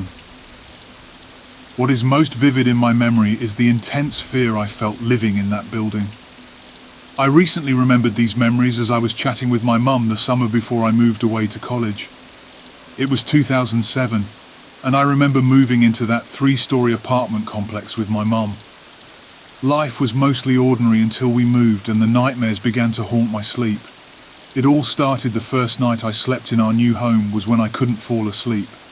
I thought someone was watching me from the closet. It felt like eyes were on me when no one was there other than the shadows. Every night I'd toss and turn, hugging my mum so tight that it almost felt like I was hiding and trying to protect myself from an unseen presence. I was terrified, but she just reassured me that there were no monsters in the closet and chalked it up to nothing more than childhood imaginations. A few weeks later, my mum started to act strangely. She'd glance around my room every time she tucked me into bed, and it was clear she felt something was different. She looked like she believed someone was constantly looming, ready to reach out and grab her. She even heard this creepy, snarling laughter that made her freeze in a panic. I had my suspicions too, but I never mentioned it to her. I didn't want her to be scared. Then came that one night I'll never forget. I woke up in a panic, my scream piercing the silence as I laid in my bed, frozen at what I saw. I saw something with 1,000 sharp teeth going in a shape of a circle, and it froze my bones in place. I couldn't move. All I could do was just scream. The creature disappeared once my mum entered my room and rushed to my side and held me. I finally snapped out of it and the figure was gone. All I could feel and hear was my heart pounding heavily in my chest. It was a nightmare come to life. She didn't tell me then, but she did tell me recently that the night I screamed she saw a figure diffuse into a black smoke before she held me. For the next few weeks I couldn't sleep alone. My mum let me stay in her room, hoping it would keep that menacing presence away. It seemed to be obsessed with us, wanting to terrify us, to drive us out of this place. One day my mum had her friend over. I was helping her with chores as I froze and noticed the basement door slowly opening as she chatted to my Uncle Jim, is what I called him. Then once the door slammed shut, Uncle Jim suddenly started choking, as if someone were behind him. Luckily Uncle Jim was able to escape and he ran out of our house really fast, not knowing what else to do. He did text my mum and explained what happened and said he was never going back there again. That if we wanted to chat with him, either we come to his house with his wife and kids or to a local coffee shop. It was apparent that the entity didn't like it when my mom had guests. I could feel its anger build up before Uncle Jim started choking. One night, my mom's other friend Katie came over and we chatted in the living room. They'd mostly talk about adult stuff while I was on my Nintendo. Katie asked if there were any snacks and my mum said there should be some in the fridge. As she came back from the fridge, she was wide-eyed, trembling, and told us about a towering shadow, 7 feet tall, and how the air felt hot and oppressive and menacing. I don't know what it was, but something told us to hurry to my room. Once we dashed to my room, what we saw there chilled us to the bone. The closet doors were covered in grotesque holes that looked like eyes, and something was staring back at us. My mom was scared and she called our cousin Chris, who was a psychic medium. He promised to investigate the next morning, but would like to spend the night first to see if he can sense something. I woke up to what sounded like a knock. It wasn't your average knock though. It was more of a thumb, but a rhythmic thumb with creaking that followed. I looked at my closet and saw nothing, which I thought was strange. I decided to slowly leave my room and walk down the staircase, and when I glanced downstairs I saw the figure and Chris. I watched as Chris entered the basement, bravely following the entity, and I was holding my breath as he descended into the staircase. Chris followed it into the basement, determined to protect us. Then I heard Chris screaming from that basement so loud that it woke up my mum. She ran down the stairs and saw Chris. When he returned, he was pale and trembling, his voice shaking. "You need a priest or to leave," he warned. "It wants you gone and it won't stop." My mom knew she had to do something drastic. She called the landlord and gave 2 months' notice. We were done and we moved out, leaving behind that apartment. To this day, when I asked my mom what Chris saw, she tells me she doesn't know. That whatever it was, Chris will not and probably will never talk about it for as long as he lives.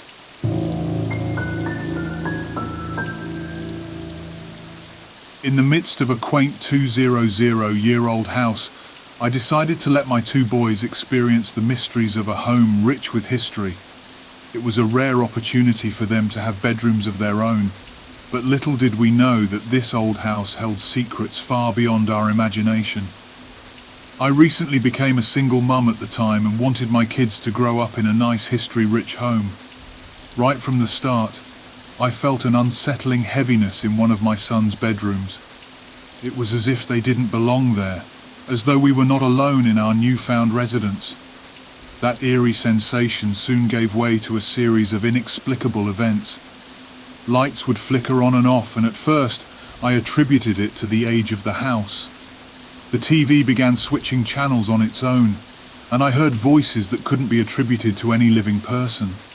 It was as though someone was taking off a work boot and carelessly dropping it on the floor. All of these strange occurrences seemed to center around one of my son's rooms, and I couldn't help but grow curious.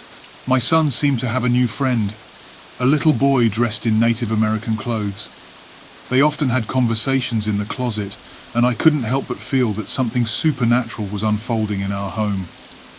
One day, I came home to find toys scattered outside their box, and a ball bounced down the stairs on its own, almost beckoning my sons to play.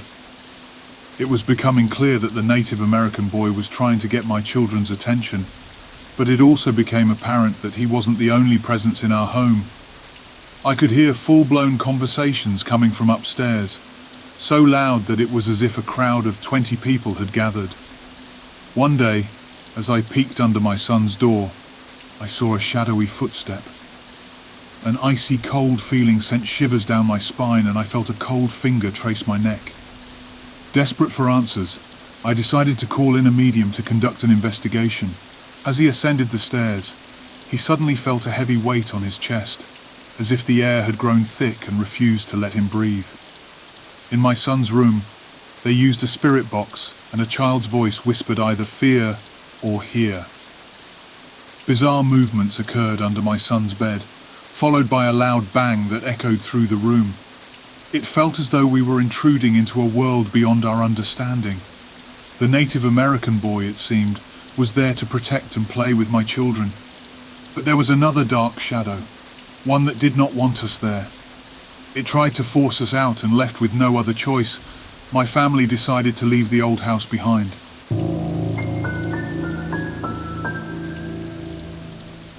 I was about 12 years old when this happened. It was going to be the last Halloween for me and my friends, so we wanted to make this a good one. It was myself, Mia, and Riley.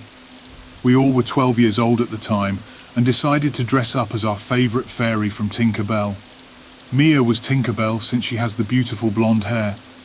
Riley was Vidya since she was the more blunt personality in the group, and I was Silver Mist mostly because I was a swimmer and that fairy controls water.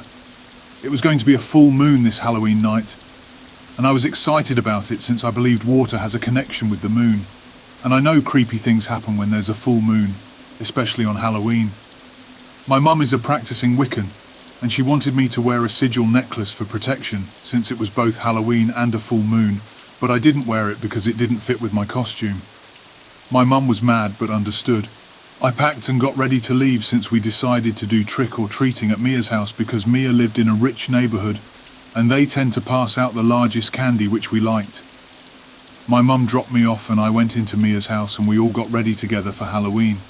It was about 7 p.m. and we were all getting ready to start our trick-or-treating with our cute fairy costumes. We also knew later that our cute fairy high heels would hurt to walk in, so Mia's brother promised to pick us up when we were done. We started going from house to house, laughing and enjoying the night. We talked about boys and crappy teachers, and we went from house to house to get candy. We saw some kids with parents and some on their own just like us. It was cool seeing a mix of costumes, and we laughed as some of the guys from our grade were wearing silly hot dogs and banana costumes. Then an hour into trick-or-treating, myself and my friends noticed that a headless horseman costume had been following us. We all got an uneasy feeling. The costume had no head, but had a real horse. The strangest part, I thought looking back on it now, was why no one was crowded over the headless horseman, because usually kids love horses. But at the time, we just thought that was a cool Halloween costume and continued on with our candy hunt. Each house we went to, we kept glancing over and seeing the headless horseman. He was there and still following us. He was keeping at a good distance, not too close and yet not too far. Riley told us to just keep ignoring him and eventually he'll go away. A lot of people like attention, so if we don't give him any of our attention, it'll be okay. So that is what we did. We ignored whoever that was and continued going from house to house until our feet hurt. After about 3 hours of trick-or-treating, we decided to call it a night. So Mia called up her brother and told him to come and get us, and we gave him the address we were at. As we were waiting for Mia's brother, the headless horseman was still down the road, hidden in the shadows under a tree. We all looked at each other and didn't know what to think of it. We were scared, but were still surrounded by children, luckily, and the house we were at were a friendly old couple, and they gave us permission to wait on their front lawn for Mia's brother. Still, we all had an uneasy feeling, but we were surrounded by people, so logically nothing should happen. Finally, after what seemed to be 15 minutes, probably 5, Mia's brother came and passed by the headless horseman. We all hurriedly got in his car and we asked him if he'd seen the headless horseman. At first, Mia's brother laughed and said, "No, I didn't see the headless horseman." Then we sat in silence as he was waiting for the punchline. "Seriously, what's the joke?" Mia's brother asked. Mia replied, "No, look over there by the trees, don't you see him?" Mia's brother looked and said, "You mean the tree?"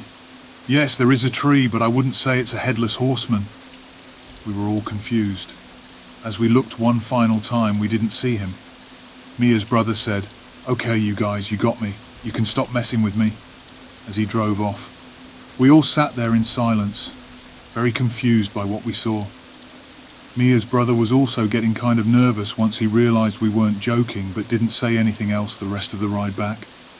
Once we got back, I wanted to spend the night at Mia's house, but my parents said no since it was still a school night. My mum picked me up and drove us back to our house. Once I got home, I started getting ready to go to bed, still thinking about the headless horseman. Just as I was about to go to bed, I looked out the window on my 2-story bedroom window, and I saw him just standing out in the road. Chills went down my spine as I realized what I just saw. My heart was beginning to beat faster in my chest. As I rubbed my eyes one last time, the headless horseman was gone. I just chalked it off to being tired and drowsy from all the candy I just binged on, so I went to bed, but sadly the nightmare didn't stop there. I later woke up in a panic and didn't know why. I woke up feeling like I was in danger. Then as I came to, I remembered the headless horseman again.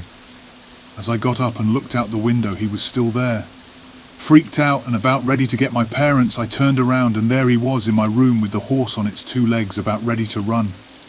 I screamed and screamed my lungs out until I woke up again. I ran and turned on the lights and realized it was a bad dream.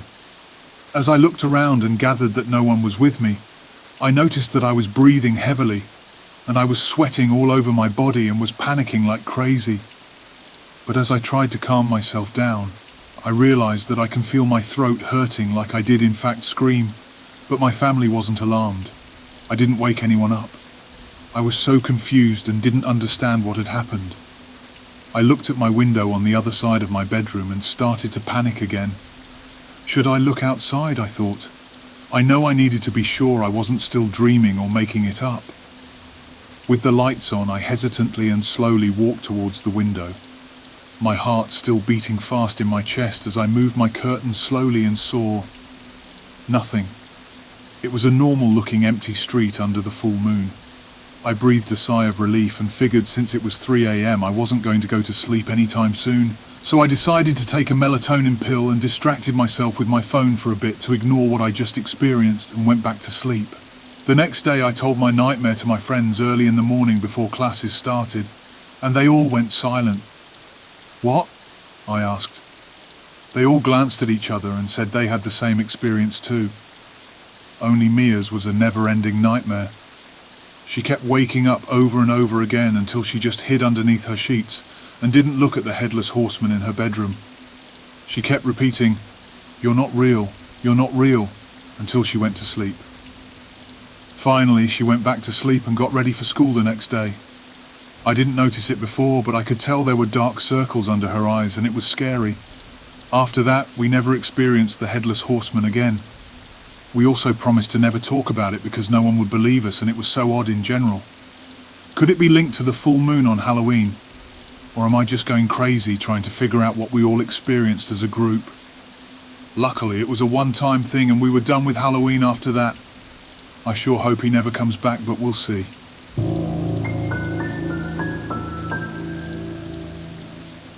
I'm a 29-year-old woman, and I've been hiking on a wooded trail near my house for about 3 years. It's always been my favourite trail because of the beautiful waterfalls and meadows, but I've had some creepy encounters over the years. Fortunately, I always hike with my 90-pound Bernese dog Max. He's a sweetheart, but will protect me. The first eerie encounter happened 3 years ago during the winter. I was walking up a hill when Max started growling like I'd never heard before. I looked around and noticed a man lurking in the shadows of the woods, watching us. When I greeted him as I usually do, he didn't respond. I decided to keep walking, but a feeling nagged at me to turn back. When I did, I saw that he had turned around on the trail, which was unusual for that location on a hill. Once he saw me, he stepped into the woods and stared out at the valley, hugging a tree. It was unsettling, to say the least. Around the same time a year later, I was hiking the same trail with Max.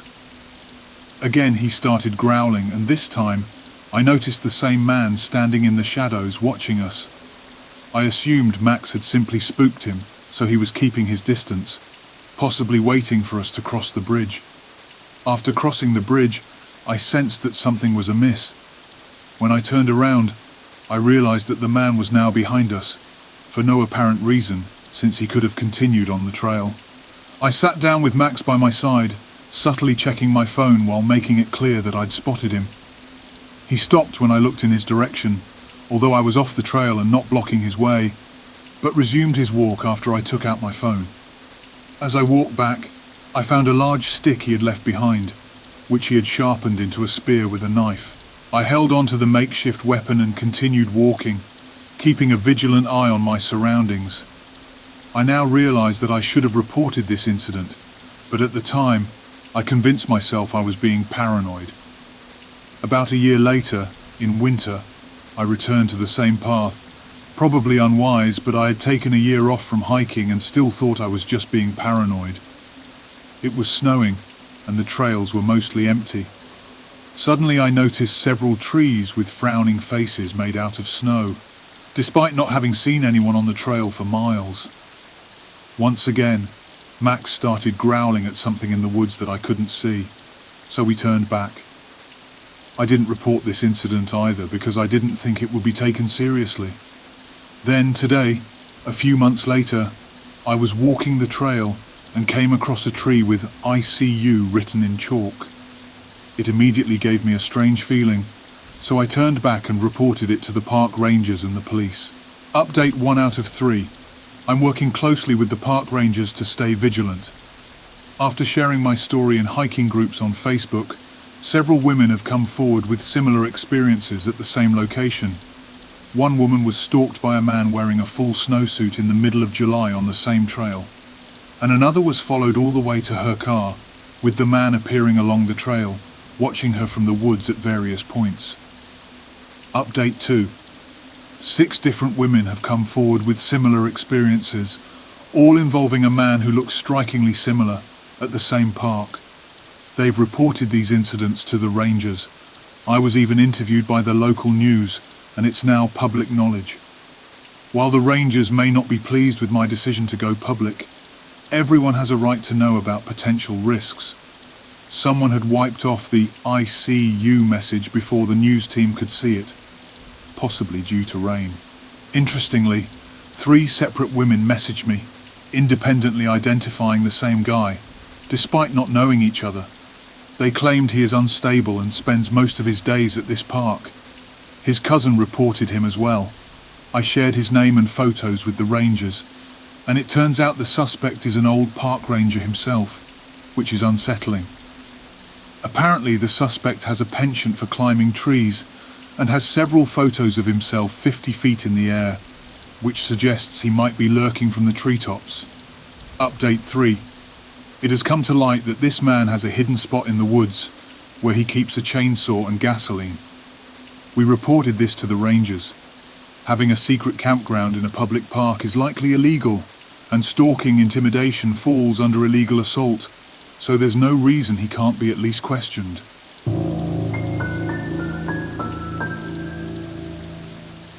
When I was a high school senior, a group of my friends and I used to escape to the hills to drink and get away from our parents.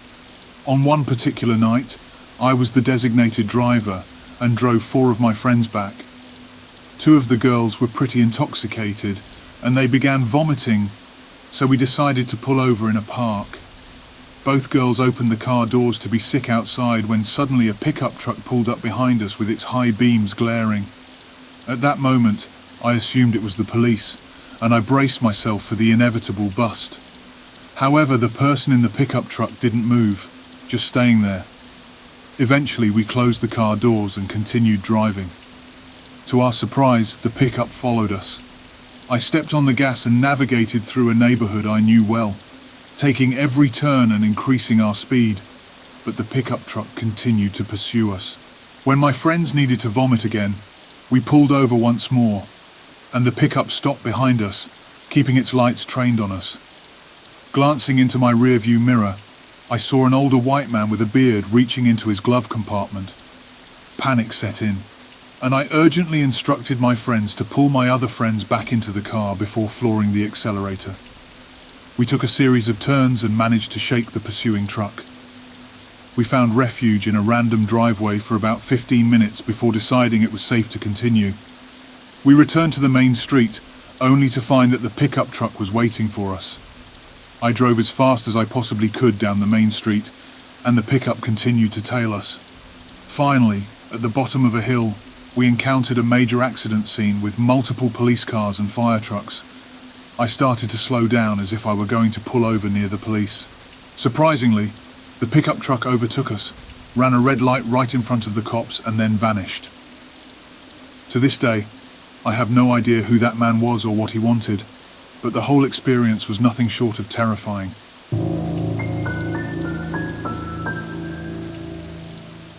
Around 12 years ago, I was still living with my family during my high school years. We moved into a condominium my parents purchased from a family friend. The condo had a unique history. It had once belonged to our family friend's mother, who had passed away from natural causes inside the condo. She was an older woman known for her friendly disposition and her occasional interest in witchcraft and black magic, although not for sinister purposes. It was more of a personal hobby for her as far as we knew. As we settled into our new home, we discovered that many of her belongings had been left behind. My parents decided to keep some of the furniture, including a few coffee tables. After a few months of living there, we began to sense that something peculiar was happening. Unlike the stereotypical haunted house experiences with flickering lights, strange noises, or eerie shadows, our encounters were centered around a rather mundane item: twisty ties. You know, those small ties that come with loaves of bread? At random intervals, we'd find these twisty ties scattered around the house.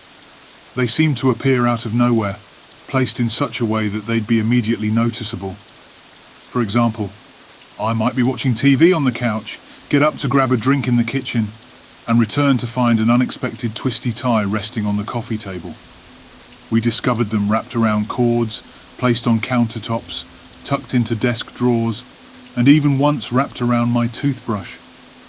Each twisty tie was unique, varying in shape, colour and placement. It wasn't exactly a scary situation, but over time, we all became accustomed to looking for these surprise twisty ties. With 3 of us living in the condo, we naturally assumed someone was playing a prank and blamed each other. Yet none of us would confess to placing the twisty ties. Over the years, we each experienced isolated incidents that we couldn't explain, which led us to rule each other out.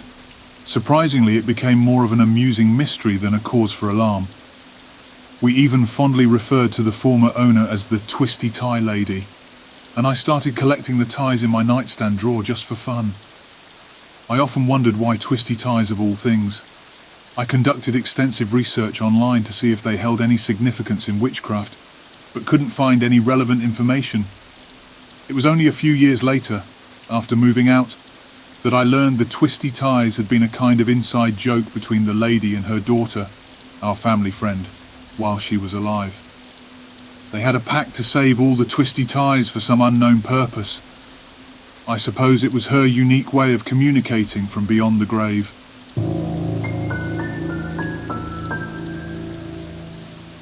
I reside in a small cul-de-sac located in a remote, isolated area. The nearest neighbourhood is a substantial 4-mile drive away. One night, a few years ago, we were hit by an unexpected snowstorm that dumped over 1.5 feet of snow on us. Given our distance from the main roads and it being the weekend, I knew it would take a while for the snowplows to reach our area. Curiosity got the best of me, and I stepped out onto my back deck to admire the snow-covered trees and the relentless, cascading flurries. I decided to take a few pictures when I noticed peculiar footprints leading to my door, only to turn around and disappear into the snowy landscape. The footprints originated from my neighbour's side, and my initial assumption was that one of their rambunctious children had played a prank, as my sledding tube on the railing was found deflated. I thought I'd wait until later in the day to contact their parents. As I was scrolling through Facebook for a while, I came across a post from another neighbour closer to the entrance of our cul-de-sac, which read, "Did someone knock on my back door or something?" My immediate reaction was to call her and share my concerns. I called the neighbour residing at the entrance and informed him about the situation. He decided to investigate and found a similar scenario at his place. This unusual discovery prompted a chain reaction, with everyone in our small community calling each other. I reached out to the family at the far end, and they assured me there were no footprints leading to their property. However, my next-door neighbour called me with a perplexing update. She had spoken with the woman living next to the last house at the end, who revealed that there were footprints leading to her door but none leading away from it.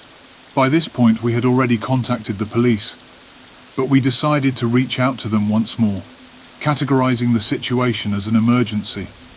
However, they explained that the roads remained unploughed, and their ability to dispatch a plough truck was limited, as they were a privately owned company. The woman who had the footprints leading to her door was on the verge of panic. A kind-hearted neighbour, a burly man from across the road, sent her a text message, pretending to invite her over to his house. When he arrived, she left her house to join him. In response to the eerie circumstances, one of our neighbours set up a live-feed motion-activated hunting camera facing all the exits of the property. However, no one appeared on the footage. Eventually, around 7 p.m, a snowplow truck and 3 police cars arrived on the scene. The woman who had temporarily sought refuge in another neighbour's home, along with her hosts, returned to her house and stood at the doorway while the police conducted a thorough search. Despite their efforts, they found nothing. The woman pleaded with the police to continue their search, and they obliged. 2 officers decided to check the basement once more. This time, only one of them emerged. He took the woman into a side room, and we could hear her hysterical crying from outside. A few of us, mainly the men, were about to approach the door when we were intercepted by several police officers. The police had found someone hidden under a makeshift cover in a hidden opening within the stairwell, an area the woman wasn't even aware of. A few minutes later, a dishevelled man was brought out in handcuffs, screaming and resisting. He was subsequently led away by the police. In the makeshift hideout, they discovered blankets, which she had recently cleaned and stored away. It was located in the room adjacent to hers. She chose to stay in other people's houses for an extended period before eventually returning. Even then, she was hesitant to stay alone and decided to sell her house the following summer. As it turned out, the intruder was a thrill-seeking drug addict who was on probation for assaulting a family member. According to the police, it appeared that he didn't want to remain at his apartment after a heated argument with his roommate. He had taken his roommate's car from a neighbouring county and got stuck in our unploughed roads. This incident served as a stark reminder of the importance of always ensuring that your doors are securely locked.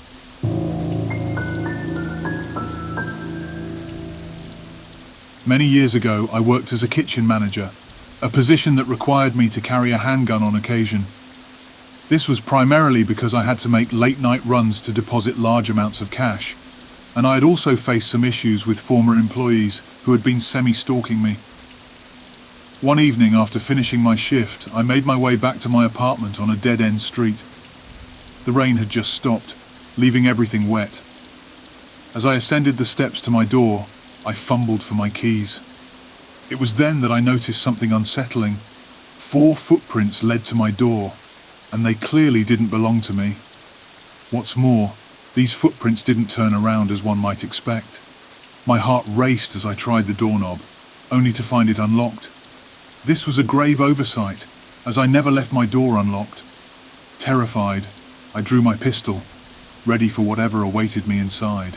I pushed the door open slowly, prepared for anything, but there was nothing to be found.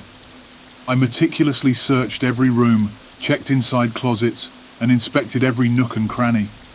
There was no sign of an intruder, and everything in my apartment was as I had left it. Nothing had been moved or stolen. I remained convinced that someone had somehow entered my apartment, briefly surveyed the surroundings, and then departed, leaving my door unlocked. But the question that haunted me was, why break in if they had no intention of taking any of the valuable items I had? The next day, I approached my landlord, with whom I had a good relationship, to inquire if he or a maintenance worker had entered my apartment. His response was an emphatic denial. No one had entered on a Saturday night without prior notice. I never managed to figure out who had paid me an unexpected visit that night, and I spent weeks afterwards sleeping with extreme caution. Looking back, I couldn't help but think that I would have felt much better if a petty thief had stolen my belongings, like my TV and other valuables. At least that would have made sense. Instead, all the intruder took was my sense of security, leaving me to wonder if that was the very purpose of their visit.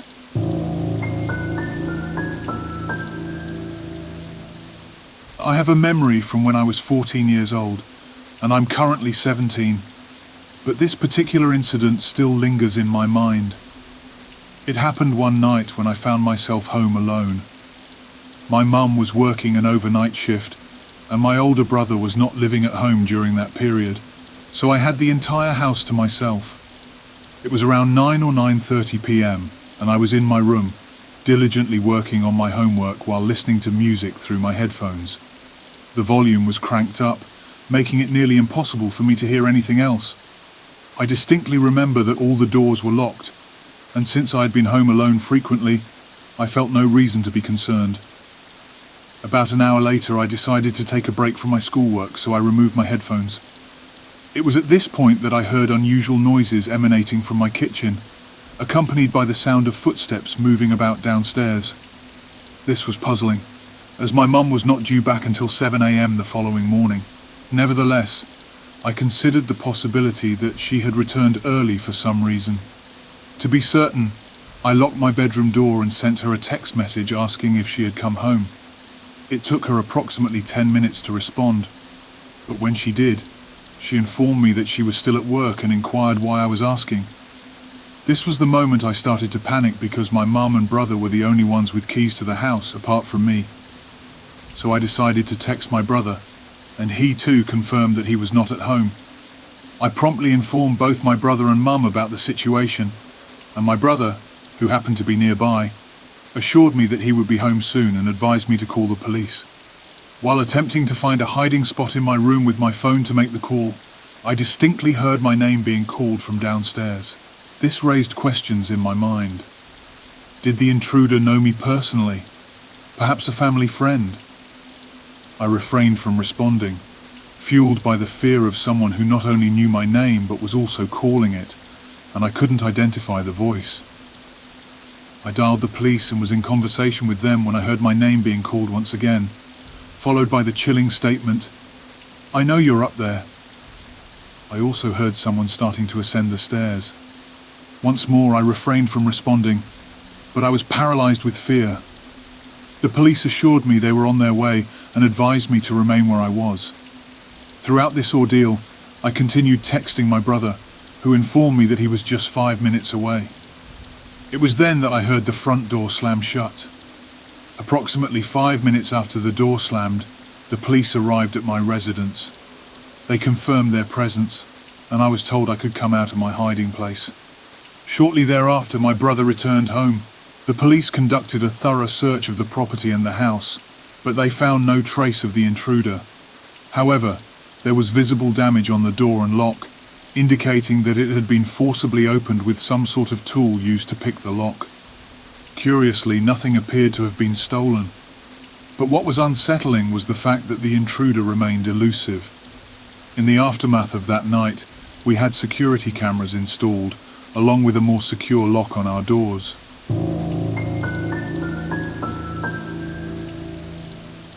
In North Carolina, there are the Brown Mountain Lights.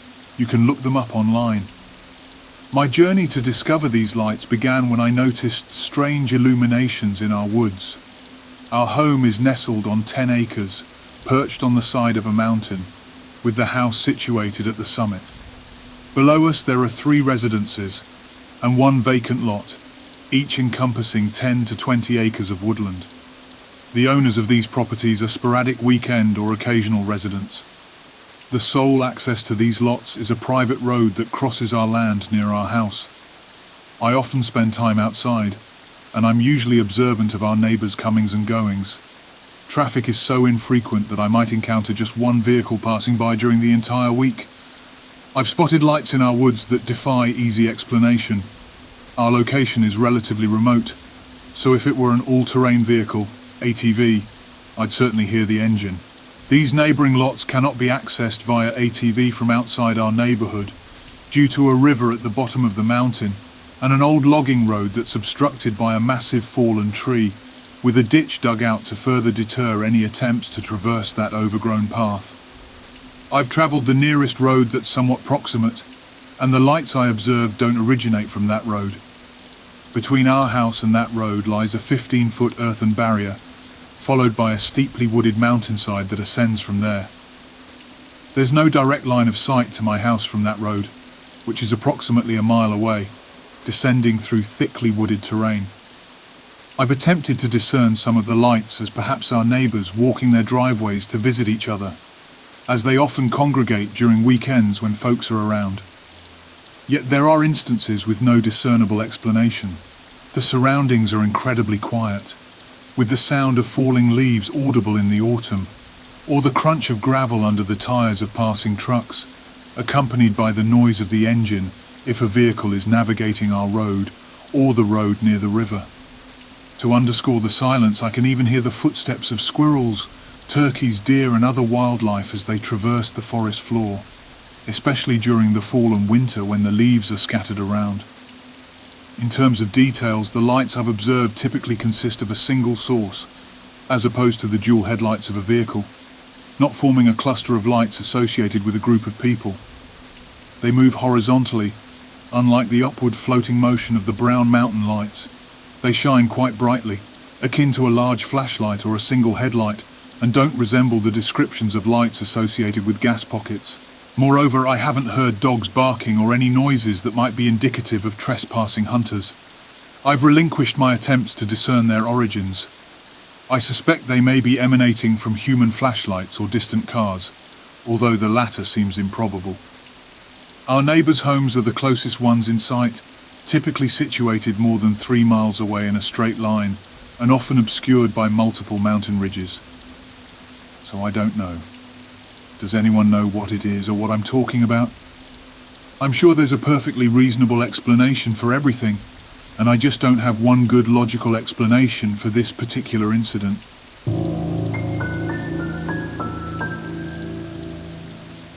My parents made a spontaneous decision to move to this town.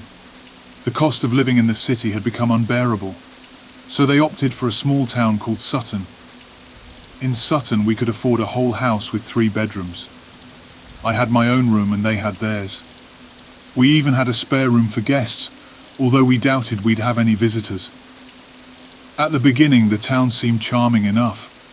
It had a small centre with shops and a marketplace, and the people were enthusiastic about community activities. They organised fruit and vegetable contests, celebrated each season and held regular town meetings.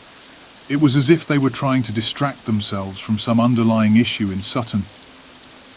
I wasn't thrilled about the move initially, but I could see how happy it made my parents. Besides, I only had 1 year of high school left and had plans to move away for college. Little did I know I'd never get that chance. We moved to Sutton on the 1st of October a year ago, and our neighbours welcomed us with open arms. The first ones to greet us were the Millers, who lived next door. Mr. and Mrs. Miller arrived with a large wooden basket filled with baked goods and smiles that never left their faces. As we unpacked our belongings in the living room, the Millers knocked on our door. My mum welcomed them while my dad and I listened to the conversation. "Oh, what a fantastic decision you made, buying this house," Mrs. Miller said. "And at the perfect time, too. We noticed you have a daughter. She appears to be around the same age as our Ethan. Maybe he can show her the fun a young person can have in Sutton." Mr. Miller spoke rapidly. Mum couldn't get a word in edgewise. "Yes, that would be wonderful. The 3 of you should come to dinner sometime. We'd love to introduce you to our town," Mrs. Miller continued. "Have you met Harry yet?" Dad got up and walked towards the door slowly. "Oh, you must be the husband, hello." Both my parents were city people, and I could tell they were overwhelmed by the warmth of the townspeople, but they couldn't help but smile.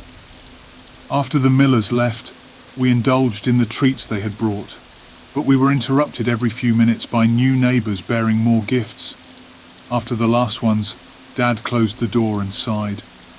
The 3 of us looked at each other for a moment, then started laughing. "This is going to take some getting used to," Mum chuckled. "But it could be worse, right? Well, at least we don't have to worry about cooking lunch or dinner today," I added, considering the assortment of casseroles, pies and salads we'd received. They are a little peculiar but nice, I suppose, Dad said. I'm sure we'll get used to it. A bunch of parents are already planning friendships between you and their kids, Avery.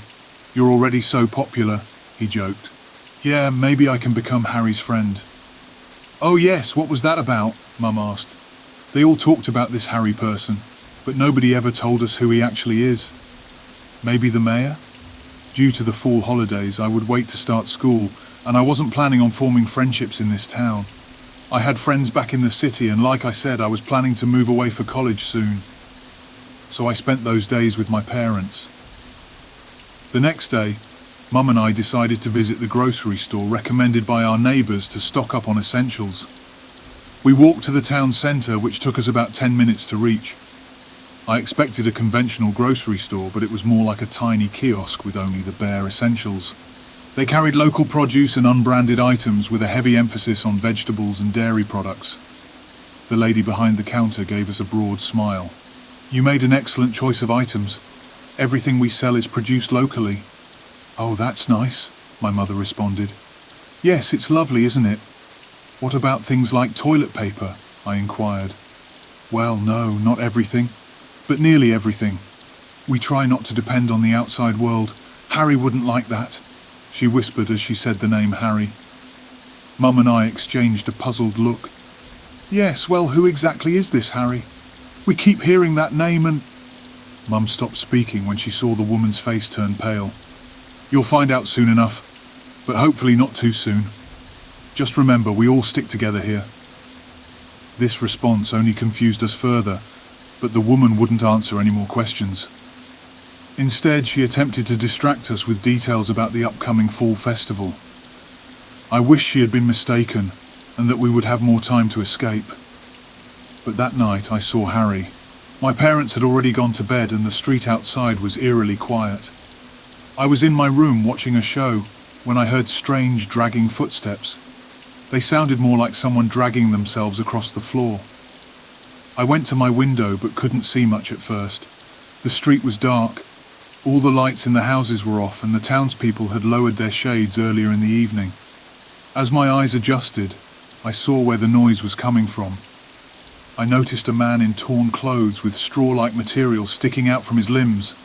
His movements were awkward and slow, his body bent and crooked, as if he were injured. Every now and then he changed direction slightly, walking in a zigzag pattern. My room was the only one with a light on and it drew his attention. My heart raced, but I couldn't move. The rest of my body was frozen. Then my door opened and my light was turned off. I tried to scream, but no sound came out. A hand pulled me out of my room and into the hallway. It was Dad. Did you see that? He whispered. I saw Mum standing in front of their bedroom door. I nodded, finally able to speak as my voice returned. I didn't want to admit that my parents were as frightened as I was. What a weirdo, my mother remarked. Johanna. I'm just saying it's the middle of the night. He looks like he's on drugs. Why did you pull me out here? I asked. I didn't want to accept that my parents might be as scared as I was. We saw him looking up, and when we came to the hallway, your light was on. He was looking at you, my mum whispered. Dad walked back to my room and said after a while, he's gone. When morning came, we were all feeling better. In the daylight, our fear from the previous night seemed absurd. It was probably just some drunk guy coming home from an early Halloween party, Dad said during breakfast. Yeah, I agreed. I still didn't like the way he stared at me, though. Mum absent-mindedly rearranged the scrambled eggs on her plate, not really eating anything. Have you met this Harry yet? She asked after a while. I'd been thinking the same thing. We were able to laugh about it, but it didn't change the fact that something about this place didn't feel right. That evening, we received an invitation to dinner at the Miller's house. Initially, I didn't want to go with my parents, but I thought it might be a good opportunity to find out more about Harry and Sutton, so I joined them. Mum bought a bottle of her favourite wine, which she'd stocked up on in the city before we moved. The Millers were ecstatic about it, and we all sat down at their dinner table, already filled with appetizers and decorations. The townspeople were excellent hosts. Mr. Miller opened the wine and poured it for everyone, including me. "This is fantastic. I can't remember the last time I had wine this good," Mrs. Miller exclaimed. "I'm glad you like it," my mother said. "I still have a few bottles. I can get more once we run out." The Millers exchanged a strange glance but didn't say more. "Ethan," Mr. Miller suddenly called out. "Dinner is starting." He looked at us apologetically. Our son is sometimes lost in his own world. We'd already started eating when Ethan finally came to the dining room. He resembled his dad with black hair and a tall stature. His mother was the opposite, very short with red curls.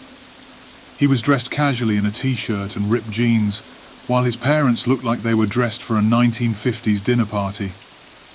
"Ethan, meet our new neighbours, Eli and Johanna Russell and their daughter, Avery." "Hi," he mumbled as he sat in the empty chair opposite me. Ethan was the first person we met in Sutton who didn't smile when he saw us. He was quiet throughout dinner while his parents continued to speak without pause. Toward the end of the meal, my mum decided to interrupt the strange couple by telling them about what we'd seen the previous night. There was a moment of silence. The Millers looked very uncomfortable but kept their smiles. "That was Harry," Ethan finally said. "That's what I thought, but we really don't understand this. Does this happen more often? Does Harry have some kind of psychological problem?" my mother bluntly asked. Mrs. Miller shushed her.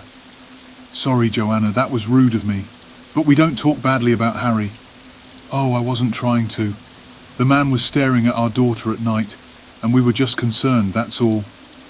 We don't want you to feel uncomfortable. Everyone here is so happy that you moved to Sutton," Mr. Miller added. "It's just not easy to explain who Harry is." "Has he ever harmed anyone here?" Dad asked. Again, silence. The dinner ended awkwardly, and we left with more questions than answers. The next day, my mum suggested that we take a day trip to explore nearby towns and find a place with a decent grocery store. We all felt creeped out and wanted to get away for a while, although we didn't admit it. We packed a few essentials and got in the car, planning to drive away and explore. However, as we attempted to leave Sutton, we realised that we couldn't escape. The GPS malfunctioned, streets led to dead ends, and our attempts to drive back the way we came were fruitless. The town seemed like a maze, and we were trapped. A few weeks passed and we had no way out of Sutton. Our attempts to escape had all been in vain. We felt like we were losing our minds. Slowly we resigned ourselves to our new life. My parents began to assimilate, dressing and acting like the townspeople, participating in town events and making friends who were just as lost as they were. If anyone else has experienced something like this before and knows how to get out, please let us know. Let us.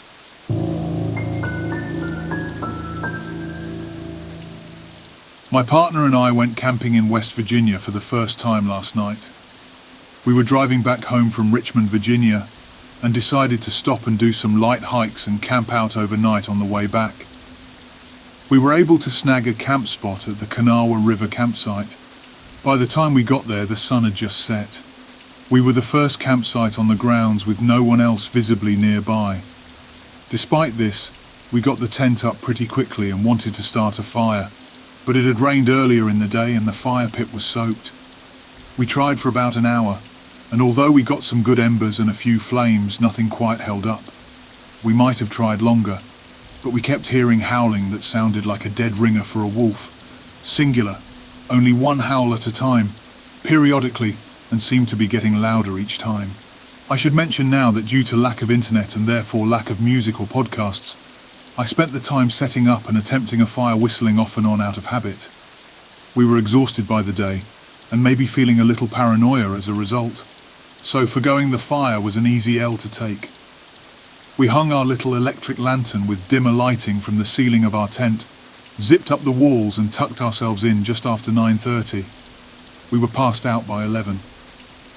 It wasn't until later that we heard something neither of us can really explain. I woke up suddenly to a piercing sound. The only way I can describe it is as a howling wind filled with thousands of shrieks and screams happening all at once. But from inside the tent there appeared to be no movement at all outside, the tent sitting completely still. No wind. I grabbed my partner's shoulder and he was already awake, and we listened for a few more minutes, unmoving and silently. It lasted about 3 to 5 minutes altogether. After it stopped, I checked my phone.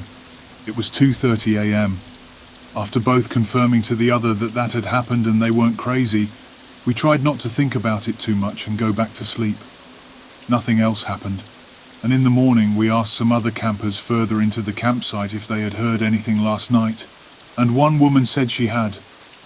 I'm sharing this because that sound is going to haunt me forever if I can't figure out what it came from. From what we've looked up, there aren't even wolves in that area, and there are no nearby trains or any type of infrastructure that could have made the noise. It could be an owl of some sort, but even then it sounded like a chorus of them for an extended period of time. I've also seen that whistling is a terrible thing to do in the Appalachian woods, but I don't know if that's real folklore or just TikTok propaganda.